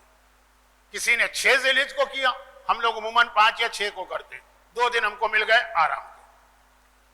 بلکہ اوورسیز جتنے بھی آتے ہیں انڈیا پاکستان کے علاوہ، اوورسیز وہ سب 5-6 کو ہی پہلا حصہ کرتے ہیں۔ اب دوسرا حصہ شروع ہونے جا رہا ہے۔ یہ بیچ میں جو ہے حج کی کوئی پابندی نہیں ہے، اگرچہ آپ حج کر رہے ہیں، سوائے ایک بڑی پابندی کہ آپ مکے سے باہر نہیں جا سکتے، دوسرے عمرے نہیں کر سکتے، تو وہ تو خیر کوئی کرتا بھی نہیں، لیکن پھر بھی مکے سے باہر نہیں جا سکتے، دوسرے عمرے نہیں کر سکتے، پھر مکے میں رہ کے اسی طرح رہیے جیسے کراچی میں رہ رہے، یہاں تک کہ دوسرے حصے کا ٹائم آ گیا۔ کیا ہے وہ ٹائم؟ 8 ذی الحجہ۔ وہ جو دوسرا حصہ ہے وہ بہت لمبا ہے، پورے اس کے مسائل آج بتانا ممکن تو ہے لیکن فائدہ نہیں ہے، ابھی بہت دن باقی ہیں، اتنے عرصے میں آپ بھول جائیں گے۔ لیکن اس دوسرے حصے کے اندر 13 چیزیں واجب ہیں، جن میں سے 5 وہی چیزیں ہیں جو آپ عمرے میں کر چکے ہیں، تو گویا وہ دوسرے حصے کا بھی آدھا حصہ جو ہے وہ آپ مشق کر چکے ہیں، اور وہی مسائل ہوں گے، اس کو ریپیٹ نہیں کریں گے۔ سرسری طور پہ اب آپ جائیں گے پیج نمبر 9 پر چارٹ کے، اور میں جا رہا ہوں بورڈ پر. یہ دوسرا حصہ ہے، اس کا نام ہے حج تمتع. تو اب آپ پہلے کا نام تھا عمرہ تمتع، حج تمتع. اب آپ کی نیت کیا ہوگی؟ میں اپنے واجب حج کے حج تمتع کا احرام پہنتا ہوں، اور بہتر ہے کہ بجائے واجب کے حج اسلام کہیں. خوبصورت، حسین، اچھا لفظ. اس کے اندر 13 چیزیں واجب ہیں. 13 میں سب سے پہلی چیز تو وہی ہے جو آپ عمرے میں کر چکے ہیں، احرام باندھنا. پورا وہی طریقہ ہے جو پہلے حصے کے احرام کا ہے، سوائے ایک فرق ہے کہ پہلے حصے کا احرام آپ کو مدینے سے باندھنا پڑا، یا کچھ لوگوں کو جوفا سے، یعنی بہرحال مکے کے باہر سے. دوسرے حصے کا احرام مکے سے باندھنا ہے، شہر سے. کہیں سے بھی باندھیں، بہتر ہے کہ اگر آپ خانہ کعبہ جا سکتے ہو وہاں جا کے باندھیں، ورنہ اپنے ہوٹل سے، اپنے بلڈنگ سے، وہاں سے بھی باندھ سکتے ہیں. جو قابل خانہ کعبہ کے قریب رہتے ہیں وہ کعبے چلے جاتے ہیں، جو بہت دور رہتے ہیں عزیزیہ وغیرہ، ان کے لیے آنا مشکل ہوتا ہے. بہرحال پورے مکے شہر میں کہیں سے احرام پہن سکتے ہیں. وہی طریقہ کہ آپ بدن سے میل کچیل دور کریں گے، اپنے ہوٹل یا اپنی بلڈنگ کے اندر ہی غسل احرام کریں گے. اس کے بعد اگر خانہ کعبہ جانا ہے وہاں جا کے احرام کی نماز پڑھیں گے، نیت کریں گے، تلبیہ پڑھیں گے، واپس ہوٹل آ جائیں گے. اور اگر ہوٹل سے ہی احرام پہننا ہے تو غسل کے بعد نیت بھی وہی ہے، نماز بھی وہی ہے، احرام. اس کے بعد پھر 3 مسلسل ایسی چیزیں جو مکے کے باہر 3 الگ الگ میدان میں ہوتی ہیں. یہ 3 نام یاد رکھیے. پہلے میدان کا نام ہے عرفات، قرآن میں نام آیا فَإِذَا أَفَضْتُم مِّنْ عَرَفَاتٍ، عرب. دوسرے میدان کا نام ہے مزدلفہ، جس کو قرآن نے مشعر الحرام کہا، فَإِذَا أَفَضْتُم مِّنْ عَرَفَاتٍ فَاذْكُرُوا اللَّهَ عِندَ الْمَشْعَرِ الْحَرَامِ. یہ دوسرا میدان. اور تیسرے میدان کا نام ہے مینا، جس کا نام قرآن میں نہیں آیا. یہ 3 میدان ایک لائن سے ہیں. مینا کا میدان بالکل مکے سے ملا ہوا ہے. اگر آپ مکے سے نکلے پہلے مینا آتا ہے، پھر مزدلفہ بیچ میں سینڈوچ ہے 2 میدانوں کے بیچ میں، اور سب سے آخر میں عرفات. لیکن احرام مکے سے باندھنے کے بعد حج آپ کا شروع ہوگا آخری میدان عرفات سے. دوسرا واجب یہ ہے کہ 9 تاریخ کو عرفات میں ظہر سے غروب تک ٹھہرنا ہے. بس ٹھہرنا ہے، کچھ واجب نہیں، صرف ٹھہرنا. احرام کی حالت میں ہے اور ظہر سے غروب تک اس میدان میں قیام کرنا. تلبیہ جو آپ نے مکے میں شروع کیا تھا ظہر تک پڑھ سکتے ہیں. ظہر کا وقت آیا تو اب دوسرا واجب شروع ہو رہا ہے، اب تلبیہ بند کر دیں. یہ ہے بڑا ٹف واجب، کیونکہ یہ ظہر سے غروب پورا دوپہر کے چلچلاتی دھوپ آج کل کے زمانے میں، لیکن بہترین انتظامات سعودی حکومت نے کیے، اس میں واجبات کچھ نہیں. صرف سمجھانے کے لیے کہہ رہا ہوں کہ آپ وہاں پہنچ گئے، زوال ظہر کے وقت نیت کر کے آپ سو گئے اور مغرب کے وقت اٹھے. بہت سے لوگ اسی طرح روزہ رکھتے ہیں نا، تو سو گئے اور مغرب کے وقت اٹھے، تب بھی آپ کا حج ہو جائے گا. لیکن عرفات کا میدان اعمال اور دعاؤں کا اہم میدان ہے، وہ مستحبات ہے. تیسرا واجب یہ ہے کہ عرفات میں تو آپ ٹھہرے سورج ڈوبنے تک، اب سورج ڈوب گئے، رات آ گئی. عرفات میں تھے آپ 9 ذی الحجہ کو. اب جو رات آئی یہ ہے شب بقرعید، شب ذی الحجہ. جب آپ لوگ خواتین وغیرہ یہ طارق روڈ پر یا زمزمے پہ وہ مہندی لگانے اور چوڑیاں پہننے جاتی ہیں، حج میں یہ جو تیسری رات، یہ تیسرا واجب ہے، یہ رات شب عید. یہ آپ کو رہنا ہے سورج نکلنے تک دوسرے میدان میں جو بیچ میں، جس کا نام ہے مزدلفہ، اور اس کو مشعر الحرام بھی کہتے ہیں. مشعر الحرام اصل میں اس کی مسجد کا نام. یہاں بھی واجب کیا ہے؟ صرف رہنا. ہاں وہ فجر کی نماز پڑھیں گے واجب ہے، وہ تو کراچی میں بھی واجب ہے. عرفات میں ظہر واجب ہے، وہ تو کراچی میں، اس کی بات نہیں. حج کے حوالے سے صرف اس میدان میں آپ کو رہنا، یہ سب سے ٹف واجب ہے. کیونکہ یہ جو 3 میدان ہے نا، اب میں اندازاً ایک بات کہہ رہا ہوں، عرفات کے میں سکتے ہیں تو ابھی 25 لاکھ حاجی ہوتے ہیں، آرام سے آتے ہیں. مینا میں تقریباً 20 لاکھ حاجی آ سکتے ہیں اور ہے 25 لاکھ، تو 5 لاکھ کو مینا کے باہر جگہ ملتی ہے. مزدلفہ میں 5 سے 8 لاکھ حاجی آ سکتے ہیں اور ہیں 25 لاکھ. تو اتنا زیادہ اس کے نا مجمع اور ٹریفک جام تو سنتے ہیں بسوں کے حوالے سے نا, وہ بھی پیدل چلنے والے بھی اس طریقے سے. جیسے کبھی آپ اگر 40 میں کربلا جائیں گے تو اس وقت جو چلنا مشکل ہو رہا ہوتا ہے, آدھا گھنٹہ آدمی روکا رہتا. یہ اس میدان میں واجب کچھ نہیں. اچھا جہاں جہاں ٹھہرنا ہے وہاں نیت تو کرنا ہے, لیکن واجب کچھ نہیں ہے, صرف ٹھہرنا ہے. لیکن ثواب اس میں ہے کہ شیطانوں کو مارنے کی کنکر یہاں سے اٹھائیں گے. لیکن وہ رات ایسی ہوتی, اپنا ہوش آدمی کو نہیں ہوتا, کنکر تو چھوڑو. تو عموماً آج کل ہمارے قافلے دونوں ثواب لینے کے لیے, یہ بھائی کنکر اس میدان سے اٹھانا ثواب ہے, واجب نہیں ہے. اور وہ جو مجمع اتنا زیادہ ہے کہ مارم ماری ہو رہی, تو وہ حج سے 2-3 دن پہلے وہاں جا کے کنکر اٹھا لیتے ہیں. اس میدان کے کنکر ہونے چاہیے, اس رات کے کنکر ضروری نہیں. اچھا یہاں پہ قیام کرنا ہے. اس کے بعد یہ تیسرا تھا, جب رات ختم ہو گئی, سورج نکل آیا, تو اب آخری میدان میں جانا ہے مینا جس کا نام. وہاں پہ ہمیں آرام سے 2 دن رہنا. خاص زیادہ تر واجبات وہیں پر. پہلے 2 میدان بہت اہم ہیں, لیکن وہاں کچھ ہے نہیں, بس جائیے رہی. تیسرا میدان مینا کا, وہ بہت اہم ہے. یہاں پہ دوسرے میدان میں مزدلفہ میں سورج نکلنے تک ٹھہریں گے, پھر وہاں سے مینا چلیں گے. جتنا کہنے میں آسان ہے اتنا ہی وہاں مشکل ہے. آپ نہیں چل رہے ہیں, 25 لاکھ آدمی چل رہے ہیں. تو شریعت نے ایک سہولت دی. وہ کیا سہولت دی؟ سب کو نہیں, خواتین, مردوں میں سے بھی بوڑھے مرد, بیمار مرد, اور ایک اور کیٹیگری ہے جو نہیں بتاؤں گا ورنہ ہر آدمی اپنے آپ کو اس کیٹیگری میں ڈال لیتا. چلے بتا لوں. خواتین جو ہیں ان کی مدد کے لیے 2-3 والنٹیئر, ان کو اجازت ہے کہ رات کچھ دیر اس میدان میں ٹھہرے ابھی چلے جائیں. یعنی سورج نکلنے تک رہنا ضروری نہیں. سورج نکلنا تو چھوڑے, برادران اہل سنت تو فجر کی نماز پڑھتے ہی نکلنے لگتے ہیں, تو فجر سے بھی پہلے. مثلا رات کے 2 بجے وہاں پہنچی خواتین اور بیمار مرد اور بوڑھے مرد, 5 منٹ 4 منٹ وہاں قیام کیا اور آگے چلے. یہ بھی اتنا آسان نہیں ہے.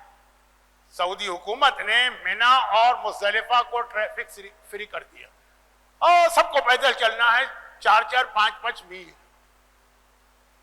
لیکن ایک تو چلنا, اور پھر اگر اس 20 لاکھ کے مجمع میں چلنا, وہ زحمت عادی ہو جاتی ہے خواتین کی. لیکن 5 میل تو چلنا پڑے گا ہر عورت کو, بیمار کو بھی, وہ چاہے دن کو جائیں چاہے رات کو جائیں.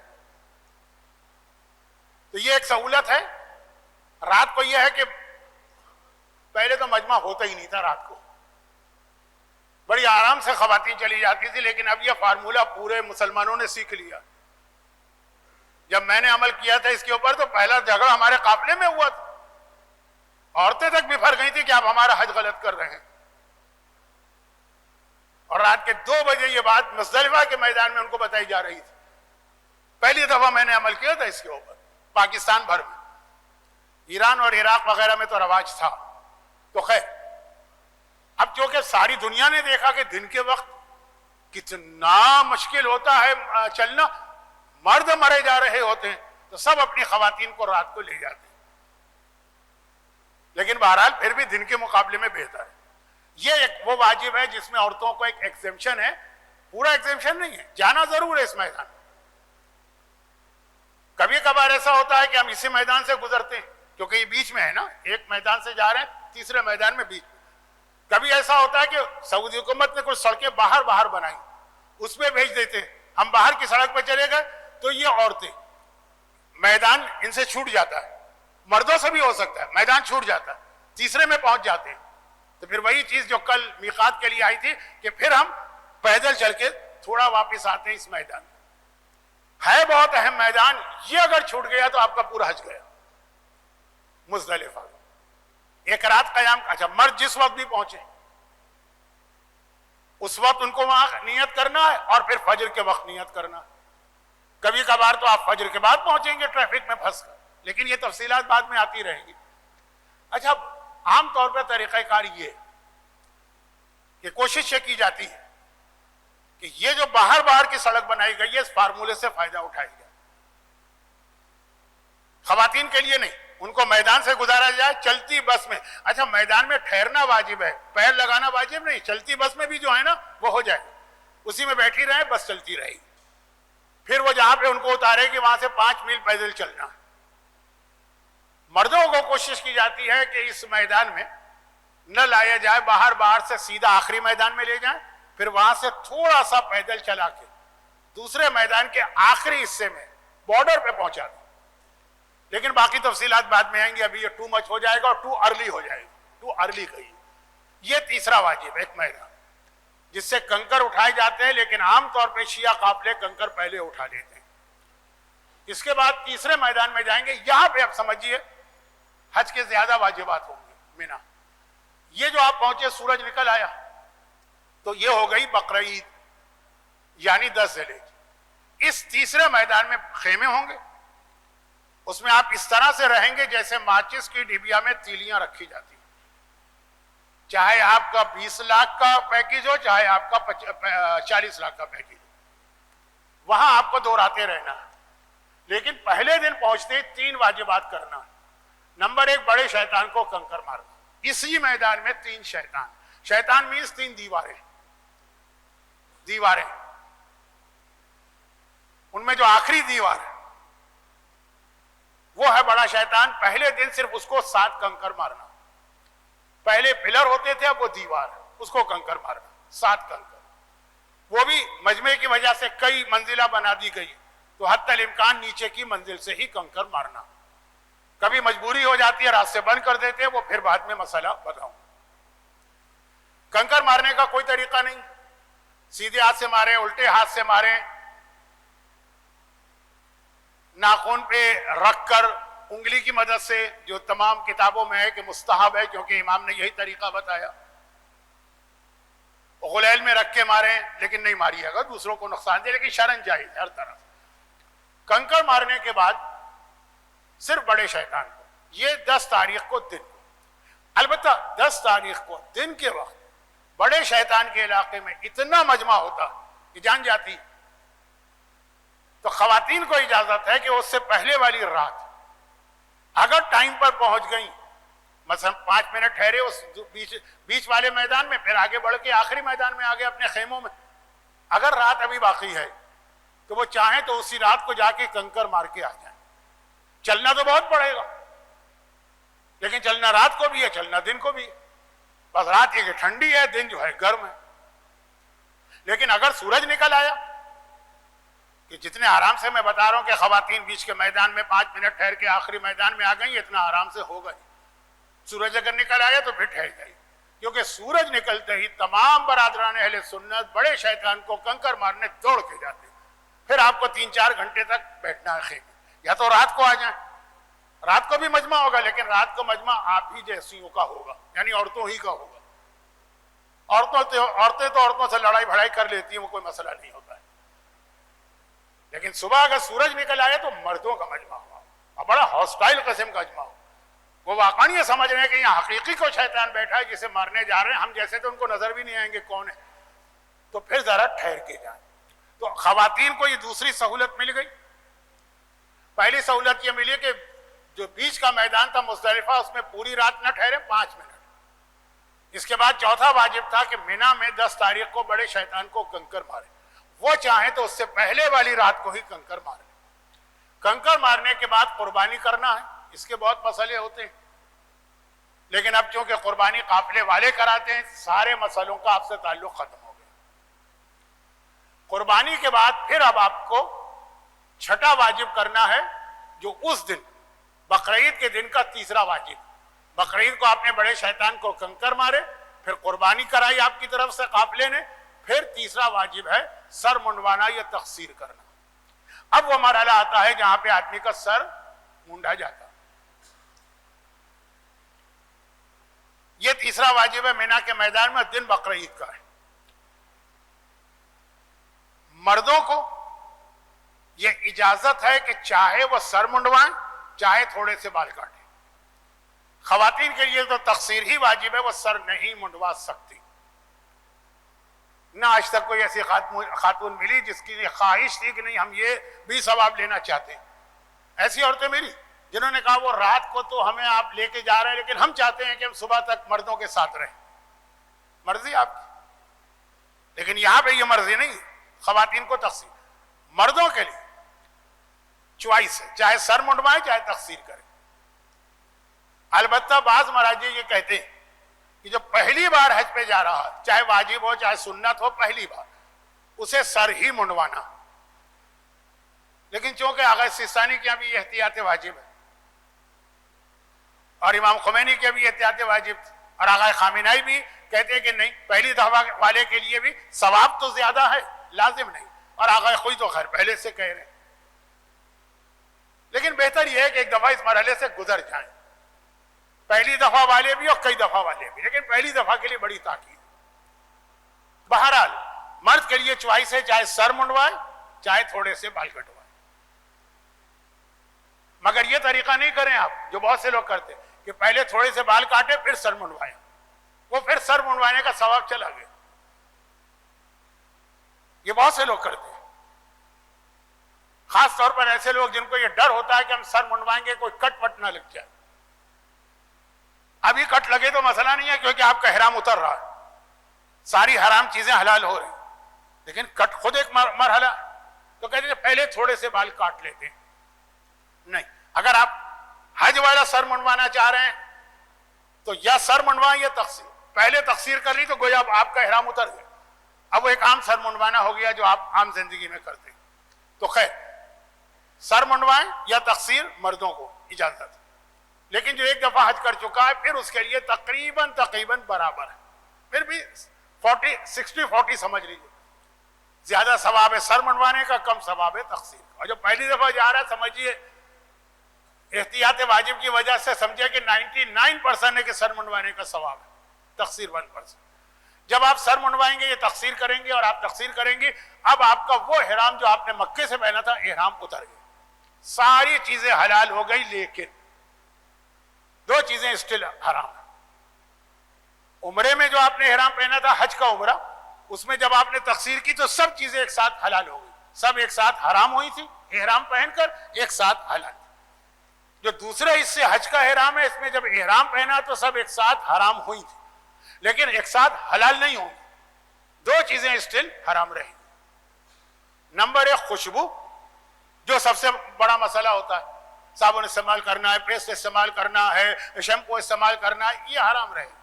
اور نمبر 2 ازدواجی تعلقات. باقی ہے بغیر خوشبو والا تیل لگا سکتے ہیں, جو کل میں نے آپ کو وہ ہمانی برادر محترم مصطفیٰ ہمانی کی طرف سے جو گفٹ تھا اس کی چیزیں بتائی تھی کہ اب احرام آپ کا اتر گیا, سر منڈوانے کے بعد بغیر خوشبو والے تیل, کریم, لوشن سب جائز, اور آئینہ اور سلے ہوئے کپڑے, پھر آپ نہا دھو کے سلے ہوئے کپڑے پہنے. اچھا, اب یہ 10 تاریخ کے 3 واجبات ہو گئے. اب مزید 2 واجبات بچے ہیں اسی میدان کے, اب 5 واجبات بچے ہیں مکے کے. مکے کے 5 واجبات کا نام ہے اعمال مکہ. وہ کیا ہے؟ بس میں اختتام پر ہوں, صرف کاروان ابو ذر والوں سے پھر ایک میری گزارش ہوگی. سر منڈوانے تقصیر کے بعد ابھی 6 واجبات ہوئے اور کل 13 واجبات ہیں, تو بظاہر لگ رہا ہے ابھی تو آدھے سے بھی کم ہوئے ہیں. نہیں, تقریباً مکمل, کیونکہ اب 5 واجبات وہ باقی ہیں جو آپ نے عمرے میں آلریڈی کر لی ہیں, صرف نیتیں بدلیں گی. ابھی آپ جو دوسرا حصہ حج کر رہے ہیں اس میں تو ابھی خانہ کعبہ کا آپ نے طواف کیا ہی نہیں, بلکہ اگر آپ نے بلڈنگ میں احرام پہنا تو کعبہ دیکھا بھی نہیں ابھی آپ نے حج میں. تو اب آپ کو واپس آ کے حج کا طواف کرنا, اور یہ طواف واجب ہے تو فوراً اس کی نماز پڑھنا, پھر صفا اور مروہ کی صحیح کرنا. اب جا کر ایک ایکسٹرا طواف اور کرنا ہوگا جس کا نام ہے طواف النساء. کل جو بات آئی تھی وہی سنیے, نیت ہوگی طواف النساء, طریقہ بالکل وہی ہوگا جو پہلے طواف کا تھا, طریقے میں کوئی فرق نہیں, نیت, اور وہ چونکہ وہ بھی واجب ہے تو اس کی نماز. یہ 5 واجبات وہ ہیں جو آپ عمرے میں آلریڈی کر کے اس کی مشق کر چکے. یہ 5 واجبات آپ کو کرنا ہے. لیکن اس سے پہلے یہ بتا دوں کہ مینا کے میدان میں جہاں آپ ابھی بقرعید کو پہنچے تھے نا 10 تاریخ, وہاں 2 واجبات وہاں کے اور آنے والی 2 راتیں 11ویں رات اور 12ویں رات, یہ آپ کو اس میدان میں ٹھہرنا ہے. آدھی رات, پوری رات نہیں, آدھی رات یہ واجب ہے. پھر آدھی رات ٹھہرنا ہے, اس کے بعد کیا کریں پھر آپ کی مرضی, چاہے پوری رات ٹھہر جائیے اور چاہے تو آپ وہاں سے اپنے ہوٹل میں آ کے ہوٹل میں آرام کیجئے. سوائے خوشبو کے باقی تو سب چیزیں حلال ہو گئی. اور ازدواجی تعلقات کے علاوہ ہوٹل کی بات میں نے کی ہے نا, تو یاد دلانا ضروری ہے. باقی آئیے, آرام سے بیٹھیے, نہائیے دھوئیے, کپڑے بدلیے, جو دل چاہے, اور چاہے تو وہیں رہیے آپ. آدھی رات تک شرن واجب ہے, پھر آپ کی مرضی. یہ 2 راتیں آنے والی, اور جو 2 راتیں وہاں رہنا, شب 11 شب, ان کے دن آپ کو تینوں شیطانوں کو کنکر مارنا. پہلے دن صرف بڑا شیطان تھا, دوسرے اور تیسرے دن تینوں کو. طریقہ بالکل پہلے دن کی طرح کا ہے. 7 کنکر مارنا ہے تینوں شیطانوں. 11 تاریخ کو بھی 21 کنکر ہوگا اور 12 کو. اب یہ کنکر مارنا ہے دن کے وقت. تو جیسا میں نے کہا کہ آپ جو رات تھی نا, آدھی رات تک تو ٹھہرنا ہے مینا, پھر آپ کی مرضی کہیں جائیے. لیکن جہاں بھی جائیے دن کے وقت اس طرح واپس آئیے کہ کنکر مار سکے. یا یہ کہ آپ پوری رات ٹھہریے, صبح صبح کنکر مار کے پھر پورا دن اپنے ہوٹل میں آ جائیے, یہ آپ کی مرضی. اسی طرح 12 تاریخ کی آدھی رات تک مینا میں رہنا اور پھر دن کو کنکر مارنا. اب اس میں ایک بات یاد رکھیے کہ جب یہ آپ کنکر مار لیں گے 12 تاریخ کو, ظہر تک ٹھہریں گے, پھر آپ واپس مکہ آ جائیں گے. اب آپ کا یہ تینوں میدانوں کا سفر مکمل ہوا. یہ 5 واجبات ابھی باقی ہے. یہ کب کرنا ہے؟ اب اس کے اندر آپ کے پاس چوائس ہے. آپ سر منڈوانے کے بعد جو بقرعید کو اپنی فلائٹ تک, واپسی کی فلائٹ کبھی بھی کر سکتے ہیں. چاہے تو جو ابھی میں نے کہا نا کہ 11 تاریخ کو آپ نے صرف ایک واجب ہے, 3 شیطانوں کو کنکر صبح صبح مار لیا آپ نے, آدھے گھنٹے 1 گھنٹے میں فارغ ہو گئے, پورا دن خالی. آپ مکے آئیے, بجائے ہوٹل جانے کے خانہ کعبہ جا کے یہ 5 کام کر لیے. یا پہلے ہوٹل جائیے, نہائیے دھوئیے, پھر کعبہ جائیے. یا جو میں نے کہا کہ آپ آدھی رات کے بعد آ سکتے ہیں, اس میں آپ چلے جائیے. اور یہ بھی چوائس ہے کہ آپ اس زحمت میں اپنے آپ کو نہ ڈالیں. کون مینا سے مکہ آئے اور پھر جائے, خلق خدا آ رہی ہے جا رہی ہے, آپ وہیں رہیے, دونوں راتیں دونوں دن وہیں رہیے, اور آخری دن جب وہاں سے واپس آئیں گے تو پھر ہوٹل میں آ کر آرام کر کے یہ 5 واجبات انجام دیں. یہ 5 واجبات میں بھی ویسے تو اب تک کوئی مجھے ایسا ملا نہیں سوائے کچھ کمزور لوگوں جو ان کو ٹکڑے کرتا ہوں. جب شروع کرتے ہیں لوگ تو ایک ساتھ ہی کر لیتے ہیں, لیکن شرعاً یہ اجازت ہے کہ 3 ایک ساتھ کیے جائیں, طواف, نماز اور سعی. پھر چاہے تو آپ گیپ دے دیں, طواف النساء اور اس کی نماز 1 دن بعد کریں, 2 دن بعد کریں. مسئلے کی حد تک بتا رہا ہوں. صفا اور مروہ کے درمیان جب آپ صحیح کریں گے, طواف, نماز اور صحیح, تو خوشبو حلال ہو جائے گی. جو ابھی حرام چلی آ رہی وہ حلال ہو جائے گی. ازدواجی تعلقات حرام رہیں گے, وہ کب حلال ہوں گے؟ جب طواف النساء اور اس کی نماز. یہ 5 واجبات میں ٹائمنگ میں بڑی چوائس ہے. چاہے آپ اس کو 11 تاریخ کی آدھی رات کے بعد آ کے کر لیں, یا 11 کے دن کنکر مارنے کے بعد آ کے کر لیں, تو پھر جو رات آ رہی ہے وہ آپ کو واپس مینا میں پہنچنا ہے آدھی رات تک. چاہے پورا یہ جو ایک سرکٹ ہے عرفات, مزدلفہ, مینا پورا کر کے پھر مکے میں آ کے آرام سے یہ 5 واجبات کریں. اور ان 5 واجبات میں یاد رکھیے گا کہ احرام نہیں, سر منڈوا کے احرام اتر گیا. یہ وہ طواف ہے جو آپ عام کپڑوں میں کریں گے, یہ صحیح وہ ہے جو آپ عام کپڑوں میں کریں گے. باقی اس کی کچھ اور چھوٹے چھوٹے مسئلے تو آتے رہیں گے, وہ اپنے وقت پر آئیں گے.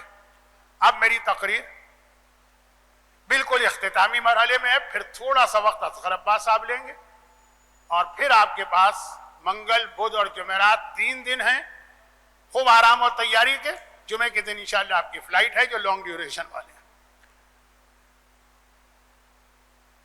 اچھا، اب جو یہاں پہ دو تین چھوٹی سی باتیں جس کا تعلق سب سے، پھر ایک آخری بات ہے جس کا تعلق شاید یہ بہت دور ہو گیا، ایک آخری بات ہے جس کا تعلق کاروان ابو ذر کے لانگ ڈیوریشن والوں سے، وہ 5 منٹ کی ایک بات ہوگی۔ اس سے پہلے کچھ باتیں، وہ یہ ہے کہ یہ تو حج کے واجبات ہیں۔ اب ایک بڑا مسئلہ یہ پیش آتا ہے کہ عمرہ تمتع 3-4 گھنٹے میں ہو گیا، حج جو ہے 3-4 دن میں ہوا، اس کے علاوہ مکے میں آپ رہیں گے تو کیا کریں گے؟ پہلی بات اس میں آتی ہے کہ نمازیں تو واجب ہیں، نماز قصر پڑھنا ہے کہ پوری پڑھنا ہے؟ مسئلے کو بہت آسان رکھنے کے لیے پورے سفر حج میں مکہ اور مدینہ یہ دونوں شہر ایسے ہیں جہاں آپ کو اختیار ہے چاہے نماز پوری پڑھیں چاہے آدھی پڑھیں۔ یہ کاروان ابو ذر کے حوالے سے، اور باقی جو لوگ ہر جگہ 10 دن سے کم ٹھہر رہے ہیں۔ دیکھیے بنیادی طور پہ اس سفر میں ہم مسافر ہیں، کراچی سے نکلیں گے جدہ جائیں گے مسافر، مکہ پہنچیں گے 10 دن سے کم رہیں گے مسافر، مدینے جائیں گے 8 دن رہیں گے مسافر، واپس آئیں گے مکے میں 2 دن رہیں گے 3 دن رہیں گے مسافر، پھر عرفات مینا سے چلے جائیں گے پھر آئیں گے 2 دن رہیں گے مسافر، کیونکہ جو 10 دن کہیں ایک ساتھ ون گو میں رہے وہ مسافر نہیں ہوتا، چاہے ہمارا سفر 30 دن کا ہو لیکن ہم مسافر۔ تو فارمولہ یہ ہے کہ ہر جگہ ہماری نماز ویسے قصر ہونی چاہیے، اور پڑھیے قصر، خاص طور پہ جہاں بھی شک ہو جائے قصر پڑھیے، لیکن مکے اور مدینے میں اجازت ہے کہ چاہے تو آپ پوری نماز پڑھیں، پورے شہر، مسجد میں بھی، ہوٹل میں بھی، اور یہ ہے کہ اگر کہیں راستے میں کوئی اور مسجد چھوٹی سی نظر آ گئی، مسجد جن مثلا، اجازت ہے چاہے قصر پڑھے چاہے پوری، لیکن اصل ذمہ داری قصر ہی، تو جہاں ذرا شک ہو جائے۔ ہاں مسجدوں میں اگر آپ جماعت کے ساتھ شریک ہو تو قصر نہ پڑھیے گا، پھر پوری پڑھیے جو امام پڑھا رہے ہیں، ورنہ باقی آپ کو اختیار ہے۔ لیکن اختیار میں بار بار کہوں کہ اصل ذمہ داری قصر ہے۔ یہاں ایک بات میں اس لیے کہہ دوں کہ یہ مسئلہ بہت کنفیوز کرتا ہے لوگوں کو، اور وہ یہ ہے کہ یہ بات ہو رہی ہے کاروان ابو ذر کے لانگ اور شارٹ دونوں والوں کے لیے، اور تقریباً سارے پرائیویٹ قافلوں کے لیے۔ گورنمنٹ قافلوں کے لیے مسئلہ ذرا مختلف ہوتا ہے، تو چونکہ میرے ساتھ تو اکثر ہوتا ہے، لوگ کہتے ہیں مولانا آپ کے ساتھ ہم نے 15 سال پہلے حج کیا تھا، تو آپ نے کہا تھا نمازیں پوری پڑھنا، آج آپ کہہ رہے ہیں کہ مکے اور مدینے میں تو اختیار ہے باقی ہر جگہ قصر پڑھو۔ 20 سال پہلے ہم نے کیا تھا، اس وقت تو کچھ اور آپ نے بتایا تھا، آپ بدل گئے؟ میں نہیں بدلا، مکہ بدل گیا، اور ہماری تاریخیں بدل گئی ہیں فلائٹ کی۔ اگر کوئی آدمی مدینے سے آنے کے بعد مکے میں 10 دن ٹھہرے، گورنمنٹ اسکیم والے 40 دن کے لوگ، وہ مکے میں 15-20 دن ٹھہریں گے، پھر عرفات جائے تو مکے میں بھی وہ پوری نماز پڑھے گا، مسافر نہیں، اور عرفات اور مینا میں بھی پوری نماز پڑھے گا، کیونکہ عرفات مکے سے بالکل ملا ہوا ہے 2 کلومیٹر دور، کم سے کم 28 کلومیٹر جاؤ گے تو مسافر بنو گے، اور جو لوگ مدینے سے آ کے مکے میں 10 دن سے کم ٹھہریں گے مکے میں مسافر ہے، تو قصر، پھر عرفات جائیں گے وہاں بھی مسافر۔ یہ تاریخ اسلام کا ایک بہت بڑا مسئلہ ہے، مولا کے زمانے کا کتنا ہنگامہ ہو گیا تھا کہ فلاں صاحب نے مینا میں قصر نماز پڑھا دی، بہت بڑا ایشو بنا تھا، کیونکہ اس وقت عرفات مکے سے 14 میل دور تھا، مکہ اتنا سا، آج مکہ اتنا بڑا ہو گیا، عرفات 2 کلومیٹر رہ گیا، شہر بڑا ہو گیا۔ ہو سکتا ہے ایک زمانے میں کوئی نارتھ نازم آباد میں رہتا ہو تو سولجر بازار سے وہاں جائے تو نماز قصر ہو جاتی ہے، جب نارتھ نازم آباد جنگل تھا، آج نہیں ہوگا۔ تو خیر یہ میں نے اس لیے کہا کہ ہم سے لوگ یہ بھی کہتے ہیں نا کہ مولانا آپ سے توقع نہیں تھی، آپ نے تو اس وقت کچھ اور نماز پڑھائی، تو خلاصہ آپ کے لیے، لیکن جو لوگ مکے میں 10 دن رہیں گے عرفات سے پہلے، ان کو مکے میں بھی پوری نماز پڑھنا ہے، عرفات مزدلفہ مینا میں بھی پوری پڑھنا ہے۔ تو وہاں ایک تماشا ہو جاتا ہے بعض اوقات کہ بھئی خیمے تو جو ہوتے ہیں اس میں تو بہت سارے قافلے ایک ساتھ جمع ہو جاتے ہیں، کچھ لوگ مکے میں 10 دن رہ کر آئیں، کچھ ہماری طرح 3 دن رہ کر آئیں، تو ایک ہی جماعت ہوتی ہے، کچھ لوگ قصر کچھ لوگ پوری۔ تو نئے آدمی کی تو سمجھ میں نہیں آتا، وہ کہتا ہے یہ کیا مولانا حضرات نے اپنی 1.5 اینٹ کی مسجد علیحدہ بنائی، وہ فلاں مولانا قصر پڑھا رہے ہیں، برابر کے خیمے والے پوری پڑھا رہے ہیں۔ خیر یہ تو نمازوں کی بات ہوئی، نمازوں کے علاوہ یہ تو آپ کو پڑھنا ہی پڑھنا، حرم میں جماعت نماز کا بھی بہت ثواب ہے، لیکن یہ تفصیل مکے میں آئی. ابھی ایک آخری بات سن لیجئے اور میرا بیان ایک طرح مکمل. جو عمرہ تمتع ہم کر رہے ہیں نا، اس میں 5 چیزیں واجب. یہ 5 چیزیں جب آپ کر لیں گے، اس کے بعد ان میں سے پہلی چیز احرام جو ہے نا، یہ کبھی اکیلے نہیں ہو سکتا ہے، وہ آپ نہیں باندھ سکتے. صحیح بھی اکیلے نہیں ہو سکتی، اکیلے کو سمجھا رہا ہوں. تقصیر بھی اکیلے نہیں ہو سکتی. آپ یوں اپنے کچھ بال کاٹیں وہ آپ کی مرضی، یوں آپ صفا مروہ میں چلیں آپ کی مرضی، مگر آپ نیت کریں کہ میں ایک صحیح کر رہا ہوں ثواب کے لیے. نہیں، ان 5 میں سے صرف طواف اور اس کی نماز وہ عبادت کہ یہ اکیلے ہو سکتا ہے. یعنی عمرہ ضروری نہیں، عمرہ کر لیا، اب آپ خانہ کعبہ کا طواف کیے جائیے جتنا آپ کا دل چاہے، خالی طواف عام کپڑوں میں. اور اگر وہاں کی پابندی کے ہے تو احرام کی چادریں آپ پہنے، وہ الگ چیز ہے. لیکن یہ پورے حج کے 13 اور عمرے کے 5 واجبات میں طواف اور نماز وہ عبادت ہے جو الگ سے کی جا سکتی ہے، اور یہی ہم کریں. باقی بیان بعد میں ہوگا. اچھا، یہ تو ہو گیا بہت ہی مختصر بیان. مکے میں کیا کرنا ہے؟ طواف اور نماز. چلیں نماز جماعت کا بھی ایک مسئلہ بتا دیں. نماز جماعت آپ وہاں ضرور پڑھیں، خاص طور پر لانگ ڈیوریشن والے جو بالکل حرم کے سامنے جن کا ہوٹل ہے. جب شارٹ ڈیوریشن ہوگا اور ہم لوگ مدینے سے آئیں گے پھر تو مجبوری. جماعت پڑھیں گے آپ جماعت کی نیت سے، پوری نماز خود پڑھیں گے، صرف ایکشنز امام کے ساتھ کریں. جہاں پہ امام کی قرأت لمبی ہو جائے، آپ کا سورہ ختم ہو جائے، تو آہستہ سے سبحان اللہ پڑھیں. جماعت کی نیت آپ کریں گے، اس کے 2 فائدے ملیں گے. نمبر 1 کہ اس کا ثواب ملے گا، اور نمبر 2 اس کی وجہ سے مردوں کو مغرب، عشاء اور فجر بھی آہستہ پڑھنے کی اجازت مل جائے گی. ورنہ مغرب عشاء تو مردوں کو زور سے پڑھنا اگر فرادہ کی نیت، تو یہی نیت کی جائے. مغرب میں صرف ایک مسئلہ ہے، کبھی ہمارا ٹائم نہیں آیا ہوتا، کبھی آ جاتا ہے. تو عام طریقہ یہ ہوتا ہے لوگوں کا کہ وہ مغرب تو نہیں، مغرب کا ٹائم نکالنے کے بعد حرم جاتے ہیں کہ مغرب پڑھ لیں فرادہ عشاء جماعت کے ساتھ. لیکن نیت جماعت کی ہوگی، ایکشن امام کے ساتھ ہوں گے، رکوع سجدہ، اور مرد عشاء اور فجر کی نماز بھی آہستہ پڑھ سکیں گے جماعت کی نیت کی وجہ سے. اس کے ساتھ ہی مسائل کا ایک بیان مکمل ہوا ہے، شارٹ ڈیوریشن والوں کے لیے بھی اور دوسرے مہمانوں کے لیے بھی.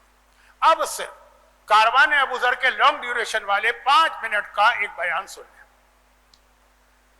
یہ سارا اب تک کا بیان تو یہ تھا کہ ہم جب مدینے پہنچ جائیں گے تو وہاں سے حج کا پہلا حصہ عمرہ، دوسرا حصہ حج تمتع. لیکن لانگ ڈیوریشن والے وہ تو مدینے جا ہی نہیں رہے، تو شارٹ والے مدینے آ رہے ہیں. ہم لوگ تو پہلے مکہ جا رہے ہیں. مکہ وہ شہر ہے جس میں بغیر احرام کے آپ جا نہیں سکتے. حج والا احرام ہم پہن نہیں سکتے، اگر وہ پہن لیا تو مکے سے نکلنا حرام ہے، تو مدینے نہیں جا سکیں گے. تو اب کیا کرتے ہیں؟ اب یہ کرتے ہیں ہم لوگ کہ ابھی ہم ایک عام عمرہ کریں گے، عمرہ مفردہ، جیسے لوگ عام دنوں میں جا کے کرتے ہیں ربیع الاول، رجب، شعبان. وہ عمرہ کریں گے تاکہ مکے میں انٹری بھی ہم کو مل جائے اور ثواب بھی ملے. پھر جتنے دن مکے میں ہم رہیں گے طواف کریں گے اور چاہے دوسرے عمرے بھی کر لیں. پھر جب مدینے جائیں گے تو وہ سارے مسائل شروع ہو جائیں گے جو آپ نے پہلے دن سے سنے. اب جو آپ عام عمرہ کریں گے نا، خالی ایک مسئلہ بس، جو آپ عام عمرہ کریں گے پیج نمبر 1 پہ جائیے، وہ ہے عمرہ مفردہ. ہمارے قافلے میں تقریباً 80 آدمی، 105 میں سے 80 آدمی عمرہ کیے ہوئے ہیں. تو کوئی مسئلہ ہی نہیں ہے سمجھانا. جو آپ عام عمرہ کرتے ہیں رجب میں، شعبان میں، ویسے ہی ابھی عمرہ کریں گے ابو ذر والے. نمبر 1 میقات سے احرام باندھیں گے. اچھا میقات کیا ہے؟ ہم مدینے تو جا نہیں رہے، تو جدہ اتر کر جدہ کے قریب ترین میقات کا نام جوفا ہے، وہاں جائیں گے. وہاں سے احرام پہنیں گے اور انتظار کریں گے کہ رات شروع ہو جائے تاکہ مردوں کو بند گاڑی کا سفر اجازت. اس کے بعد پھر ہم آئیں گے واپس مکے میں، ہوٹل میں پہنچیں گے، سامان رکھیں گے. فجر کے 1 گھنٹے کے بعد ہم باقی واجبات کریں گے. وہ کیا؟ وہی جو آپ نے کل سنے، کعبے کا طواف، نماز، حلق یا تقصیر. عام عمروں میں اجازت ہے کہ مرد سر منڈوا سکتا ہے، لیکن بہتر ہے کہ نہ منڈوائیں، یہ سر آپ محفوظ رکھیں حج کے لیے. تھوڑے سے بال کاٹ لیں. اس کے بعد عام عمرے میں طواف النساء اور اس کی نماز واجب ہے، جو حج کے آخر میں واجب ہوتی ہے، حج کے عمرے میں نہیں، حج کے دوسرے حصے میں، وہ عام عمرے میں. تو ہم لوگ بالکل وہ عمرہ کریں گے جو عام عمرہ ہے، جس سے ہم کو یہ ایک مشق اور پریکٹس اور ٹریننگ بھی ہو جائے گی حج کے عمرے کی. جب مدینے سے آ کے ہم عمرہ کریں گے تو مجمع بہت زیادہ ہوگا، لیکن ہم کو ذرا اطمینان ہوگا کہ ہم 1-2 عمرے پہلے کر کے گئے، وہی 5 چیزیں حج والے عمرے کی ہم آلریڈی کر چکے ہوں گے. صرف ایک طواف النساء اور اس کی نماز بڑھ جائے گی. بڑھنے کا مطلب کیا ہے کہ صرف نیت الگ ہوگی. یہ یاد رکھیے کہ تقصیر، کون سی تقصیر؟ جو عام عمرہ ہم کریں، عمرہ مفردہ، اس کی تقصیر کے بعد سوائے ازدواجی تعلقات کے ساری چیزیں حلال ہو گئی، حتیٰ خوشبو بھی حلال ہو گئی. تو تقصیر کے بعد اگر کوئی تھک گیا تو وہ آرام کر کے طواف النساء کسی اور دن کر سکتا ہے، لیکن اس وقت تک ازدواجی تعلقات حرام رہیں. یہ ایک ایکسٹرا آپ کو کرنا ہے عام عمرے میں. مدینے سے حج کے عمرے میں یہ 2 بھی کم ہو جائیں گے. یہ تو ہوا کاروان ابو ذر کے لیے کہ ہمیں اس طرح سے چلنا ہے. لیکن ایک بات یاد رکھیے گا، بسیں وقت پر آتی ہیں، بسیں خراب تو نہیں ہوتی ہیں، سڑکیں بند تو نہیں کر دی جاتی ہیں، وہ سارے پرابلم اپنی جگہ. اس سے پہلے ہمارا طریقہ کار یہ ہوتا تھا جس میں لوگوں کو مزہ آتا تھا، اب نہیں آئے گا کہ ہر عمل سے پہلے اس کی ساری دعائیں بھی پڑھائی جاتی تھی. اب ممکن نہیں، رکنے ہی نہیں دیتے. اور چونکہ ایسے لوگوں سے وہاں کی انتظامیہ کو جنگ و جدال کرنا پڑتی ہے نا، خاص طور پر مصری حاجی، عربی ان کی زبان ہے، وہ بہت ہی اگریسو ہوتے ہیں. وہ اگر پیار و محبت کی بات بھی کریں گے تو آپ کو لگے گا کہ جیسے وہ لڑ رہے ہیں اور گالیاں دے رہے ہیں. تو وہ ان سے ان کی زبان میں بات کرتے تو بہت زیادہ وہاں کی جو انتظامیہ ہے نا وہ بہت سخت ہے. دعائیں وغیرہ کچھ نہیں پڑھنے دیتے. ہر ایک رکو نہیں، کیونکہ جہاں مجمع رکے گا وہاں مجمع پیچھے بننے لگے گا اور وہ اسٹیمپیڈ اور پیروں کو چلنے کے واقعات ہوں. پھر ہم ہی لوگ میڈیا میں اس کو اچھالیں گے کہ کیا بد انتظامی ہے اور کتنے لوگ مر گئے. تو یہ دعائیں وغیرہ میں نہیں پڑھا سکوں گا، صرف نیت کی اجازت دیں گے. وہ نیت پر کرائی اور آگے بڑھ گئے. پہلے کتنا مزہ آتا تھا کہ ہم مسجد میں داخلے سے پہلے کی دعا پڑھتے تھے، طواف کے شروع کی دعا پڑھتے تھے، صحیح کے شروع کی. اب کچھ ممکن نہیں. پچھلے چند سالوں میں اس کے لیے کچھ لوگوں نے جدید گیجٹ استعمال کیے تھے، وہ بھی ممنوع ہو گئے. اور وہ یہی ہے کہ آپ نے انلیگل ڈیوائسز حرم میں استعمال کی ہیں. پچھلے سال پکڑے گئے، ہمارے علماء پکڑے گئے. تو بس اب سیدھا ہم کو سارا عمرہ کرنا ہے. زیادہ تر اعمال ہمارے یا ہوٹل میں ہوں گے یا بسوں میں. یہ میں نے احتیاطاً بتا دیا. کتابیں آپ کو دی گئی ہیں، جو خود کتاب سے پڑھنا چاہے تو ٹھیک ہے. مثلا پہلے ہم لوگ پورا قافلہ روکتے تھے، ساری دعائیں طواف کی پڑھتے تھے، پھر طواف. اب یہ نہیں ہوگا. نیت کرائیں گے، طواف شروع کیجیے. آپ چاہے کتاب سے وہی دعائیں پڑھیں، لیکن کندھے کا خیال رکھتے ہوئے. اس کے ساتھ میرا آج کا بیان مکمل ہوا. یقیناً آپ کے بہت سارے سوال ہوں گے، لیکن شارٹ ڈیوریشن والے ابھی ٹھہر جائیں. انشاءاللہ مکہ مکرمہ خیریت سے پہنچ جائیں گے تو ان کو آنے میں کم سے کم 8 دن تو ہوں گے نا. مکے میں ایک سیشن رکھیں گے آن لائن، جتنے ان کے سوالات ہیں ان کے جواب اس میں دیے جائیں گے. اور یہ جو لانگ ڈیوریشن والے ہیں، آپ کو تھوڑا سا وقت ملے گا. جو عمرے سے پہلے کے سوال ہیں، یہ تھوڑا سا وقت آپ کو ملے گا جوفا میقات پر. وہاں پہ ہم پہنچیں گے تو تھوڑا سا وقت ہوتا ہے وہاں پہ. اگر لانگ والوں کے کچھ مسئلے ایسے نہیں ہیں جو کراچی چھوڑنے سے پہلے حل ہونا ضروری، ایسے نہیں ہیں تو وہ ذرا اس کو پوسٹ پون کریں. ایئرپورٹ پہ نہیں پوچھیے گا، جوفا پہنچ گئے. وہاں بھی لمبے سیشن کی اجازت نہیں. اب تو میقات پہ وہ نیت نہیں کرنے دیتے. پچھلے سال پوچھیے گا کتنا لڑ جھگڑ کے ہم نے اپنے قافلے کے لیے تو اجازت لے لی تھی، کسی اور کو تو اجازت ہی نہیں ملی. اس سال ہم کو بھی اجازت نہیں ملے گی. لیکن جوفا میقات پہ گنجائش ہے، مدینے کے میقات میں نہیں. لیکن پھر بھی میں بیٹھا ہوں روزانہ کی طرح سے. جن کا ایسا مسئلہ، میں آپ کی خدمت کے لیے حاضر ہوں. چاہے سر سے پیر تک آپ مجھے پسینے میں دیکھ رہے ہیں، لیکن یہ وہ ثواب والا پسینہ ہے جسے بہا کر مجھے بھی خوشی ہوتی ہے. کیونکہ قرآن کریم نے کہا حج ختم کرو اس دعا پر، تو میں آج کا سیشن بھی اسی دعا پہ ختم کرتا ہوں. یہاں پر آخر ایک مسئلہ پھر میرے ذہن میں آ گیا، اور وہ مردوں کا. جیسے آج آغاز میں خواتین کے 2 مسئلے آ گئے تھے، ناک کی کیل کا اور کلرڈ کانٹیکٹ لینسز کا. مردوں کا ایک مسئلہ آ گیا. مرد کے لیے احرام کی حالت میں بند سواری کا سفر جائز نہیں. جو چارٹ پہ لکھا تھا سر پہ سایہ کرنا, اس سے مطلب سر پہ سایہ سے مطلب سواری, یعنی حرکت کرتا ہوا سایہ, موونگ سایہ. ہوائی جہاز کی میں نے مثال دی تھی, ٹرین کی مثال دی تھی, بس کی مثال دی تھی, ٹیکسی کی مثال دے رہا ہوں, چھتری کی مثال. البتہ مکہ پہنچ کے اجازت ہے, اور وہاں مینا پہنچ کر اجازت مل جائے گی. مینا میں جب آپ لوگ بڑے شیطان کو کنکر مارنے جائیں گے, او ہو, پورا حج ایک طرف اور وہ جانا اور آنا ایک طرف, اور دن کا وقت ہو, دن کو کنکر مارے جاتے ہیں, وہ سورج, وہاں چھتری کی اجازت ہو. لیکن مکہ اور مینا کو چھوڑ کر سواری کا سایہ جائز نہیں, لیکن سواری کا رکا ہوا سایہ جائز. مثلا اگر آپ ہوٹل میں گئے, راستے کا ہوٹل, بس رکتی ہے بیچ میں اسٹاپ کرتی ہے نا تھوڑا سا, اب آپ ہوٹل میں چائے پینے گئے, کھانا کھانے گئے, واش روم میں گئے, چھت ہے سب پہ. اسی طرح سے جو بسیں چلیں گی تو ٹنل میں سے گزرے گی تو پوری بند ہے, فلائی اوور کے نیچے سے گزرے گی پوری بند ہے.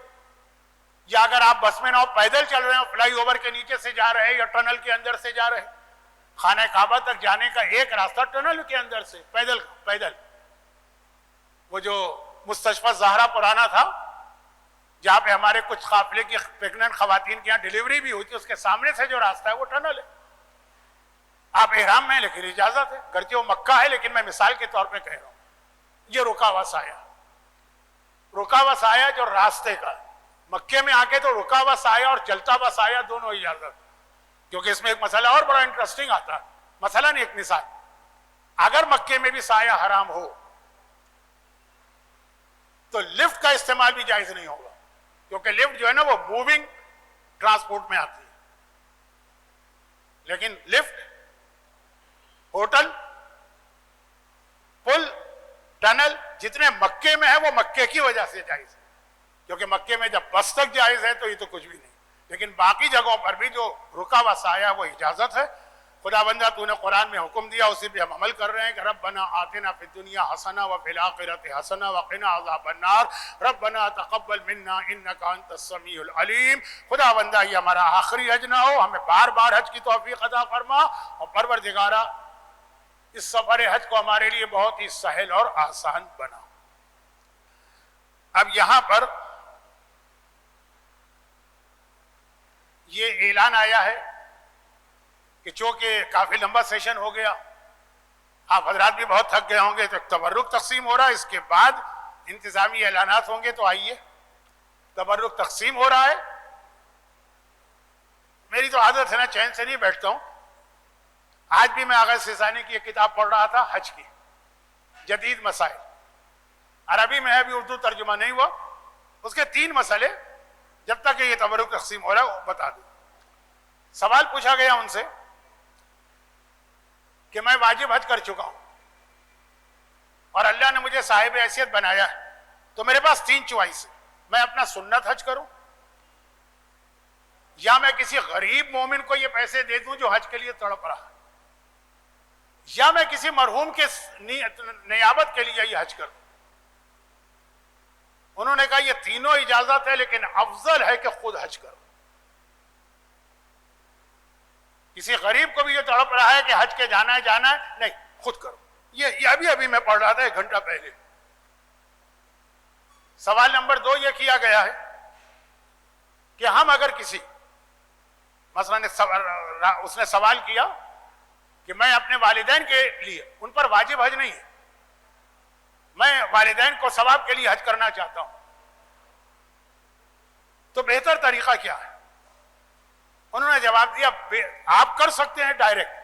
بہتر طریقہ ہے کہ آپ پہلے خود حج کریں, نیت کریں میں سنت حج کر رہا ہوں, اور حج کے آخر میں کہیں کہ اس کا پورا ثواب, اہداء الثواب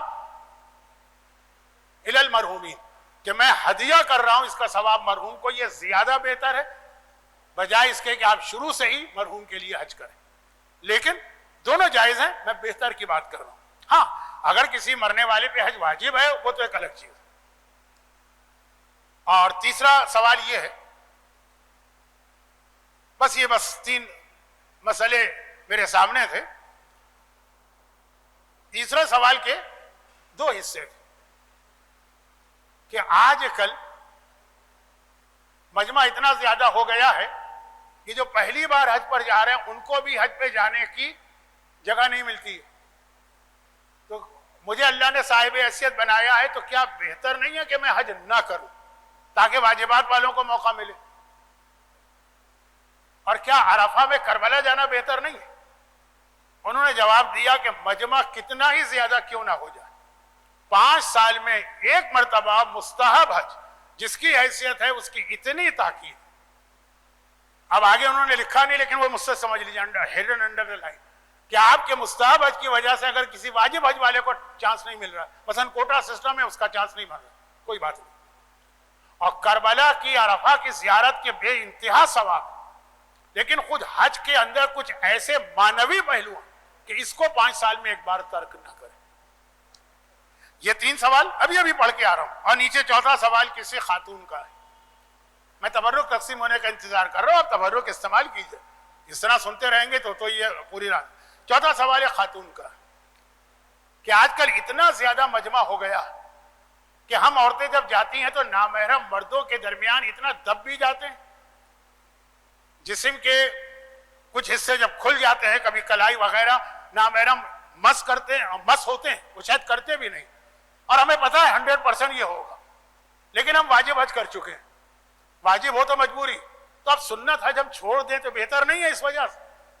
انہوں نے فرمایا کہ نامحرم مرد اور عورت کا کیسا ہی وہاں پہ ایک اختلاط کیوں نہ ہو، مکس اپ، جو سنت حج کا ثواب ہے اس کے برابر کوئی چیز نہیں پہنچ سکتی. یہ 4 میں نے کہا مسئلے اس لیے بتا دوں کہ 4تھا مسئلہ ہماری خواتین مکہ پہنچ کے مجھ سے پوچھتی کہ مولانا طواف میں تو چلے واجب حج تو سمجھ میں آتا ہے، جو سنت طواف ہے مرد اس طرح سے چاروں طرف گھیرے میں لیتے ہیں، کوئی ادھر سے ٹکرا رہا ہے، کوئی ادھر سے ٹکرا رہا ہے، جسم کے بعد ایسے حصے بھی مس ہوتے رہتے ہیں کہ ہم کو خود شرم و حیا آتی. تو کیا ہم بہتر نہیں ہے کہ طواف نہ کریں، نمازیں پڑھیں؟ حج طواف کوئی چیز اس کو میچ نہیں کرتا. اور یہ میں ابھی پڑھ کے آ رہا ہوں، ذہن میں تازہ تھا تو میں نے کہا یہ اپنا جو میں نے پڑھا وہ میں اگل دوں، کیونکہ یہاں پہ لوگ اپنی بہت چلاتے ہیں تو آپ کو پتا چلے. اچھا یہ سب کی حدیثیں بھی ہیں میرے پاس، میں حدیثیں بھی پڑھ سکتا تھا لیکن حدیث کیا پتہ صحیح ہے غلط ہے، معتبر ہے غیر معتبر ہے، لفظ با کا یہ ترجمہ ہے، لفظ با کا وہ ترجمہ ہے، اس لیے ہم مرجع تک گئے ہیں. ان اللہ وملائکتہ یصلون علی النبی یا ایھا الذین آمنوا صلوا علیہ وسلموا تسلیما.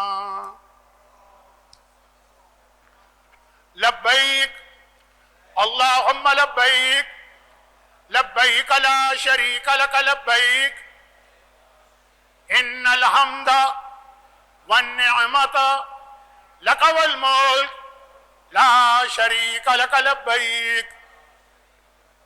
انشاءاللہ 1 ہفتے کے بعد آپ لوگ خانہ کعبہ کے صحن میں بھی کھڑے ہو کے تلبیہ پڑھ رہے ہوں گے، کیونکہ عمرہ ہو چکا ہوگا، پھر تلبیہ پڑھنے کی اجازت ہوگی.